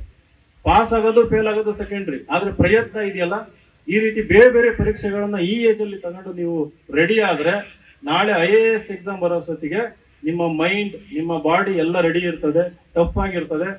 ಹಾಗೇನೆ ಅಲ್ಲಿ ಪ್ರಮಾದಗಳ ಸಂಖ್ಯೆ ಕಡಿಮೆ ಆಗ್ತದೆ. ಕೊನೆಯದಾಗಿ ಇಲ್ಲಿ ಯಾರು ಕೂತಿರೋರು ಇದುವರೆಗೆ ಕನಸು ಕಂಡಿದ್ದೀರಾ IAS IPS ಆಗ್ತೀನಿ ಅಂತಂದು? ಮುಂದೆ ನೋಡ್ಬುಕ್ ಯಾರೋ ಒಂದು 5 ಜನ ಹಿಡ್ಕೊಂಡಿದ್ದಾರೆ, ನೀವು ಕಂಡಿರ್ಬೇಕು ಅನ್ಸುತ್ತೆ. ಹೇಳಿ, ಕೈ ಎತ್ತಿ, IAS IPS ಆಗ್ತೀನಿ ಅಂತಂದು. Very good. ಟೀಚರ್ ಆಗ್ತೀನಿ ಅಂತ ನೀವು ಹುಡುಗರು ಬಾಯ್ಸ್ IAS IPS ಆಗ್ತೀನಿ ಅಂತ ಯಾರು ಕನ್ಸ್ಕೊಂಡಿದ್ದೀರಾ? IPS good. ಸಬ್ ಇನ್ಸ್ಪೆಕ್ಟರ್ ಆಗ್ತೀನಿ ಅಂತಂದು, PSI, ಟೀಚರ್ ಆಗ್ತೀನಿ ಅಂತ, ಡಾಕ್ಟರ್, ಇಂಜಿನಿಯರ್, ಬೇಗ ಮದುವೆ ಆಗ್ತೀನಿ ಅಂತ. ದಯವಿಟ್ಟು ಆ ರೀತಿ ಮಾಡಕ್ ಹೋಗ್ಬೇಡಿ. ನಮ್ ದೇಶ ಇದೆಯಲ್ಲ, ಬಹಳ ಬ್ಯೂಟಿಫುಲ್ ದೇಶ ನಮ್ಮ ಭಾರತ ದೇಶ. Most beautiful country. ನೋಡಕ್ ಚೆನ್ನಾಗಿದೆ ಅಂತ ಹೇಳ್ತಾ ಇಲ್ಲ, ಪ್ರಜಾಪ್ರಭುತ್ವ ಅಂತಂದು. ನಾವು ಪ್ರಜಾಪ್ರಭುತ್ವದಲ್ಲಿ ನಮ್ಗೆ ಸಿಕ್ಕಿರುವಂತ ವರ ಏನು? ಒಂದು ಸ್ವಾತಂತ್ರ್ಯ. ಇವತ್ತು ನೀವು ಆರಾಮಾಗಿ ಇಲ್ಲಿ ಕುತ್ಕೋಬಹುದು, ನಾನು ಆರಾಮಾಗಿ ಬಂದು ಮಾತಾಡ್ಬೋದು, ನೀವು ಪಕ್ಕದೂರಿಗೆ ಹೋಗ್ಬೋದು, ಸಿನಿಮಾ ನೋಡ್ಬೋದು, ಹೋಟ್ಲಿಗೆ ಹೋಗ್ಬೋದು, ಊಟ ಮಾಡ್ಬೋದು, ಬೆಂಗಳೂರಿಗೆ ಬರ್ಬೋದು, ಏನಾದ್ರೂ ಎಜುಕೇಶನ್ ತಗೋಬಹುದು, ಕಾಶ್ಮೀರಕ್ಕೆ ಹೋಗ್ಬೋದು. ಸ್ವಾತಂತ್ರ್ಯ ಅದು. ಹಲವಾರು ಸ್ವಾತಂತ್ರ್ಯಗಳನ್ನು ನಮ್ಮ ದೇಶ ಕೊಟ್ಟಿದೆ. ಇನ್ನೊಂದೇನಪ್ಪ ಅಂದ್ರೆ ಸಮಾನತೆ. ನಮ್ಗೆಲ್ಲರಿಗೂ ನೀವು ಸಮಾನವಾಗಿರಿ ಅಂತಂದು ಎಲ್ಲರಿಗೂ ಒಂದೊಂದು ಓಟ್ ಕೊಟ್ಟಿದ್ದಾರೆ. ಅಂಬಾನಿಗೂ ಒಂದು ಓಟು, ನಿಮಗೆ ಎಷ್ಟು ಓಟು? ನಿಮ್ಗೂ ಒಂದೇ ಓಟ್ ಅಲ್ವಾ? ಅಂಬಾನಿಗೂ ಒಂದು ಓಟು, ನಿಮ್ಗೂ ಒಂದು ಓಟು. ಓಟಿನ ಮೌಲ್ಯ ಒಂದೇ, ಯಾರೇ ಆಗಿರ್ಲಿ, ಎಷ್ಟೇ ಬಡವರಾಗಿರ್ಲಿ, ಯಾರು ಏನೇ ಆಗಿರ್ಲಿ, ಎಲ್ಲರಿಗೂ ಓಟಿನ ಮೌಲ್ಯ ಒಂದೇ. ರಾಜಕೀಯ ಸಮಾನತೆ ಅಂತಂದು. ಆದ್ರೆ ನಮ್ಮ ದೇಶದಲ್ಲಿ ಆರ್ಥಿಕ ಸಮಾನತೆ ಇಲ್ಲ. ನಿಮಗೆ ಆರ್ಥಿಕ ಸಮಾನತೆ ಅಂತಂದ್ರೆ ಎಲ್ಲರೂ ಶ್ರೀಮಂತರಾಗಿಲ್ಲ ನಮ್ಮ ದೇಶದಲ್ಲಿ. ಕೆಲವೊಬ್ರು ಬಹಳ ಜನ ಬಡವರು ಇದ್ದಾರೆ, ಕೆಲವೊಬ್ರು ಶ್ರೀಮಂತರಿದ್ದಾರೆ, ಕೆಲವೊಬ್ರು ಆಗರ್ಭ ಶ್ರೀಮಂತರಿದ್ದಾರೆ. ಅವರ ಶ್ರೀಮಂತಿಗೆ ತಕ್ಕಂತೆ ಅವರು ಒಂದು ಶಾಲೆಗಳು ಕಳಿಸ್ತಾ ಹೋಗ್ತಾರೆ. ನಾನು ಬ್ಯೂಟಿಫುಲ್ ಕಂಟ್ರಿ ಅಂತ ಹೇಳಿದ್ದಕ್ಕೆ ಏನಕ್ಕೆ ಅಂತಂದ್ರೆ ಈ ಸ್ವಾತಂತ್ರ್ಯ ಇದೆಲ್ಲ ಬಹಳ ಇಂಪಾರ್ಟೆಂಟ್. ನೀವು ಆ ಸ್ವಾತಂತ್ರ್ಯನ ಉಪಯೋಗಿಸ್ಕೊಳ್ಳೋದನ್ನ ಕಲ್ತ್ರೆ ನೀವು ಡೆಲ್ಲಿಗೆ ಹೋಗಿ ಡೆಲ್ಲಿ ಯೂನಿವರ್ಸಿಟಿನಲ್ಲಿ ವ್ಯಾಸಂಗ ಮಾಡ್ಬೋದು. ನಿಮ್ನ ಯಾರಿಗೂ ತಡೆಯಕ್ ಸಾಧ್ಯ ಇಲ್ಲ, ನಿಮ್ಮ ಅಪ್ಪ ಅಮ್ಮನೂ ಕೂಡ ತಡೆಯೋದಕ್ಕೆ ಸಾಧ್ಯ ಇಲ್ಲ. ಹಂಗೇನಾದ್ರು ತಡೆಯಕ್ ಬಂದ್ರೆ ಹೇಳಿ, ಗುರುಗಳ ಹತ್ರ ಬನ್ನಿ ಅಥವಾ ನಮ್ಮ ಹತ್ರ ಬನ್ನಿ, ನಾವು ಅವ್ರಿಗೆ ಅರ್ಥ ಮಾಡಿಸ್ತೀವಿ. ನಾಳೆ ಅಡ್ಮಿಷನ್ ಸಿಗುತ್ತೆ ಅಂತಂದ್ರೆ, ಇಲ್ಲಾಂದ್ರೆ ನಾವೇ ಫೀಸ್ ಕೊಟ್ಟು ನಿಮ್ಗೆ ಡೆಲ್ಲಿ ಯೂನಿವರ್ಸಿಟಿ ಕಳಿಸ್ತೀವಿ. ಆ ಸ್ವಾತಂತ್ರ್ಯ ನಮ್ಮ ದೇಶದಲ್ಲಿದೆ. ನಾವು ಆ ಸ್ವಾತಂತ್ರ್ಯದ ಮಹತ್ವ ಅರ್ಥ ಮಾಡ್ಕೋಬೇಕು. ಸ್ವಾತಂತ್ರ್ಯ ಅಂತಂದ್ರೆ ನಮ್ಮ ಊರಿದೆ, ಪಕ್ಕದಲ್ಲಿ ಅಥಣಿ ಇದೆ, ಬೆಳಗಾಂ ಇದೆ, ಅಷ್ಟಕ್ಕೆ ಮಾತ್ರ ನಾವು ರಿಸ್ಟ್ರಿಕ್ಟ್ ಆಗೋದಲ್ಲ. ನಾವು ಅದನ್ನ ಮೀರಿ ಬೇರೆ ಬೇರೆ ಊರಿಗೆ ಹೋದಾಗ ಏನಾಗುತ್ತೆ, ಹೊರ ಪ್ರಪಂಚದ ಪರಿಚಯ ಆದಾಗ, ಹಲವಾರು ವಿಚಾರಗಳು, ಹಲವಾರು ವ್ಯಕ್ತಿಗಳ ಪರಿಚಯ ಆದಾಗ ಏನಾಗುತ್ತೆ, ಹಲವಾರು ಸಮಸ್ಯೆಗಳು ಪರಿಚಯ ಆದಾಗ ಏನಾಗುತ್ತೆ, ಮತ್ತೆ ನಿಮ್ಮ ವ್ಯಕ್ತಿತ್ವದಲ್ಲಿ ಗಟ್ಟಿತನ ಮೂಡುತ್ತೆ, ಗಟ್ಟಿ ಆಗ್ತೀರಿ ನೀವು, ದೊಡ್ಡ ದೊಡ್ಡ ಚಾಲೆಂಜ್ಗಳನ್ನ ಫೇಸ್ ಮಾಡ್ತೀರಿ. ಹಾಗಾಗಿ ಯಾರು ಇಲ್ಲಿ 11th 12th ನೆಕ್ಸ್ಟ್ 10th ಮುಗಿಸ್ಕೊಂಡ ಮೇಲೆ 11th 12th ಮಾಡ್ತೀರಿ, ದಯವಿಟ್ಟು ನನಗೆ ಡಿಗ್ರಿ ಹತ್ತಿರದಲ್ಲಿ ಸಿಗುತ್ತೆ ಅಂತ ಇಲ್ಲಿ ಡಿಗ್ರಿ ಮಾಡಕ್ ಹೋಗ್ಬೇಡಿ. ಇವತ್ತು ಪ್ರತಿಯೊಬ್ಬರಿಗೂ ಕೂಡ, ಪ್ರತಿಯೊಬ್ಬ ವರ್ಗದವರಿಗೂ ಕೂಡ ಸರ್ಕಾರ ಸ್ಕಾಲರ್ಶಿಪ್ ಕೊಡ್ತಾ ಇದೆ. SC ST ಸ್ಕಾಲರ್ಶಿಪ್ ಸಿಗುತ್ತೆ, OBC ಸಿಗುತ್ತೆ, ಉಚಿತವಾದ ಶಿಕ್ಷಣ ಸಿಗುತ್ತೆ. ಬೆಂಗಳೂರಿಗೆ ಹೋಗ್ರಿ, ಹೈದರಾಬಾದ್ಗೆ ಹೋಗಿ, ಡೆಲ್ಲಿಗೆ ಹೋಗ್ರಿ, ಚೆನ್ನೈಗೆ ಹೋಗ್ರಿ, ಬೇರೆ ಬೇರೆ ಊರಿಗೆ ಹೋಗಿ, ಮೈಸೂರಿಗೆ ಹೋಗಿ. Don't stay in your comfort zone. Comfort zone ಅಲ್ಲಿ ಯಾವತ್ತೂ ಇರಕ್ ಹೋಗ್ಬೇಡಿ. ನಾವು ನಮ್ಮ ಕಂಫರ್ಟ್ ಝೋನ್ ನ ಬಿಟ್ಟು ಆಚೆ ಹೋದಾಗ ಅರ್ಧ ಸಕ್ಸಸ್ ನ ನೋಡ್ದಂಗೆ ನಾವು. ಇವತ್ತು ನೋಡಿ, ಯಾವುದೋ ಒಂದು ಕಾಲದಲ್ಲಿ ದನದ ಮನೆಯಲ್ಲಿ ಇದ್ದವನು ಇವತ್ತು 1,500 IAS IPS ಅಧಿಕಾರಿಗಳು ಸೃಷ್ಟಿಯಾಗುವಂತ ಒಂದು ವ್ಯವಸ್ಥೆ ಹುಟ್ಟಾಕಿದ್ದೀನಿ ಅಂತಂದ್ರೆ ರಿಸ್ಕ್ ಅದು. ಅಷ್ಟೇ ಅಲ್ಲ, ಮೊನ್ನೆ ದಾವಣಗೆರೆ ಎಲೆಕ್ಷನ್ ನಲ್ಲಿ MP ಪಕ್ಷೇತರ ಅಭ್ಯರ್ಥಿಯಾಗಿ ಕೂಡ ಕಂಟೆಸ್ಟ್ ಮಾಡಿದೆ ನಾನು. ಕರ್ನಾಟಕದಲ್ಲಿ ಪಕ್ಷೇತರ ಅಭ್ಯರ್ಥಿಗೆ ಅತ್ಯಂತ ಹೆಚ್ಚು ಓಟ್ ಬಂದು ನನಗೆ. ನೀವು ಯಾಕೆ ಬಿಳಿ ಅಂಗಿ ಹಾಕೊಂಡು ಯಾಕೆ ಬಂದಿರ್ಬೋದು ಅಂತ ಯೋಚನೆ ಮಾಡ್ತಿದ್ರೆ, ಕಾರಣ ಈಗ ರಾಜಕಾರಣಿನೂ ಹೌದು. ನಾನು ನೀವು ಇಂಟರ್ನೆಟ್ ಅಲ್ಲಿ ವಿನಯ್ ಕುಮಾರ್ GB ಅಂತ ಸರ್ಚ್ ಕೊಟ್ರೆ ಪೊಲಿಟಿಷಿಯನ್ ಅಂತ ತೋರಿಸುತ್ತೆ. ವಿನಯ್ ಕುಮಾರ್ GB ಅಂತ ಇಂಟರ್ನೆಟ್ ಅಲ್ಲಿ ಸರ್ಚ್ ಕೊಡ್ರಿ. ಕೆಲವೊಬ್ರದ್ದು ಇಂಟರ್ನೆಟ್ ಅಲ್ಲಿ ಸರ್ಚ್ ಕೊಟ್ರೆ ಏನೂ ಇರಲ್ಲ. 10-11 ವರ್ಷದಲ್ಲಿ ಮಾಡಿರೋ ಕೆಲಸ ಎಲ್ಲ ಇಂಟರ್ನೆಟ್ ಅಲ್ಲಿ ದಾಖಲೆ ಆಗಿದೆ. ವಿನಯ್ ಕುಮಾರ್ GB ಅಂತ ಕೊಟ್ರೆ ನಾವು ಮಾಡಿರೋ ಕೆಲಸ ಎಲ್ಲ ಮಾಡ್ಬೇಕಾಗಿರೋಂಥದ್ದು ಪ್ರತಿಯೊಂದು ಬರುತ್ತೆ. X ಅಂತ ಕೇಳಿದ್ರಲ್ಲ, ಟ್ವಿಟರ್ ಅಂತಂದು, ಟ್ವಿಟರ್ ಅಲ್ಲಿ ಸುಮಾರು 1.5 ಲಕ್ಷ ಜನ ಫಾಲೋವರ್ಸ್ ಇದೆ.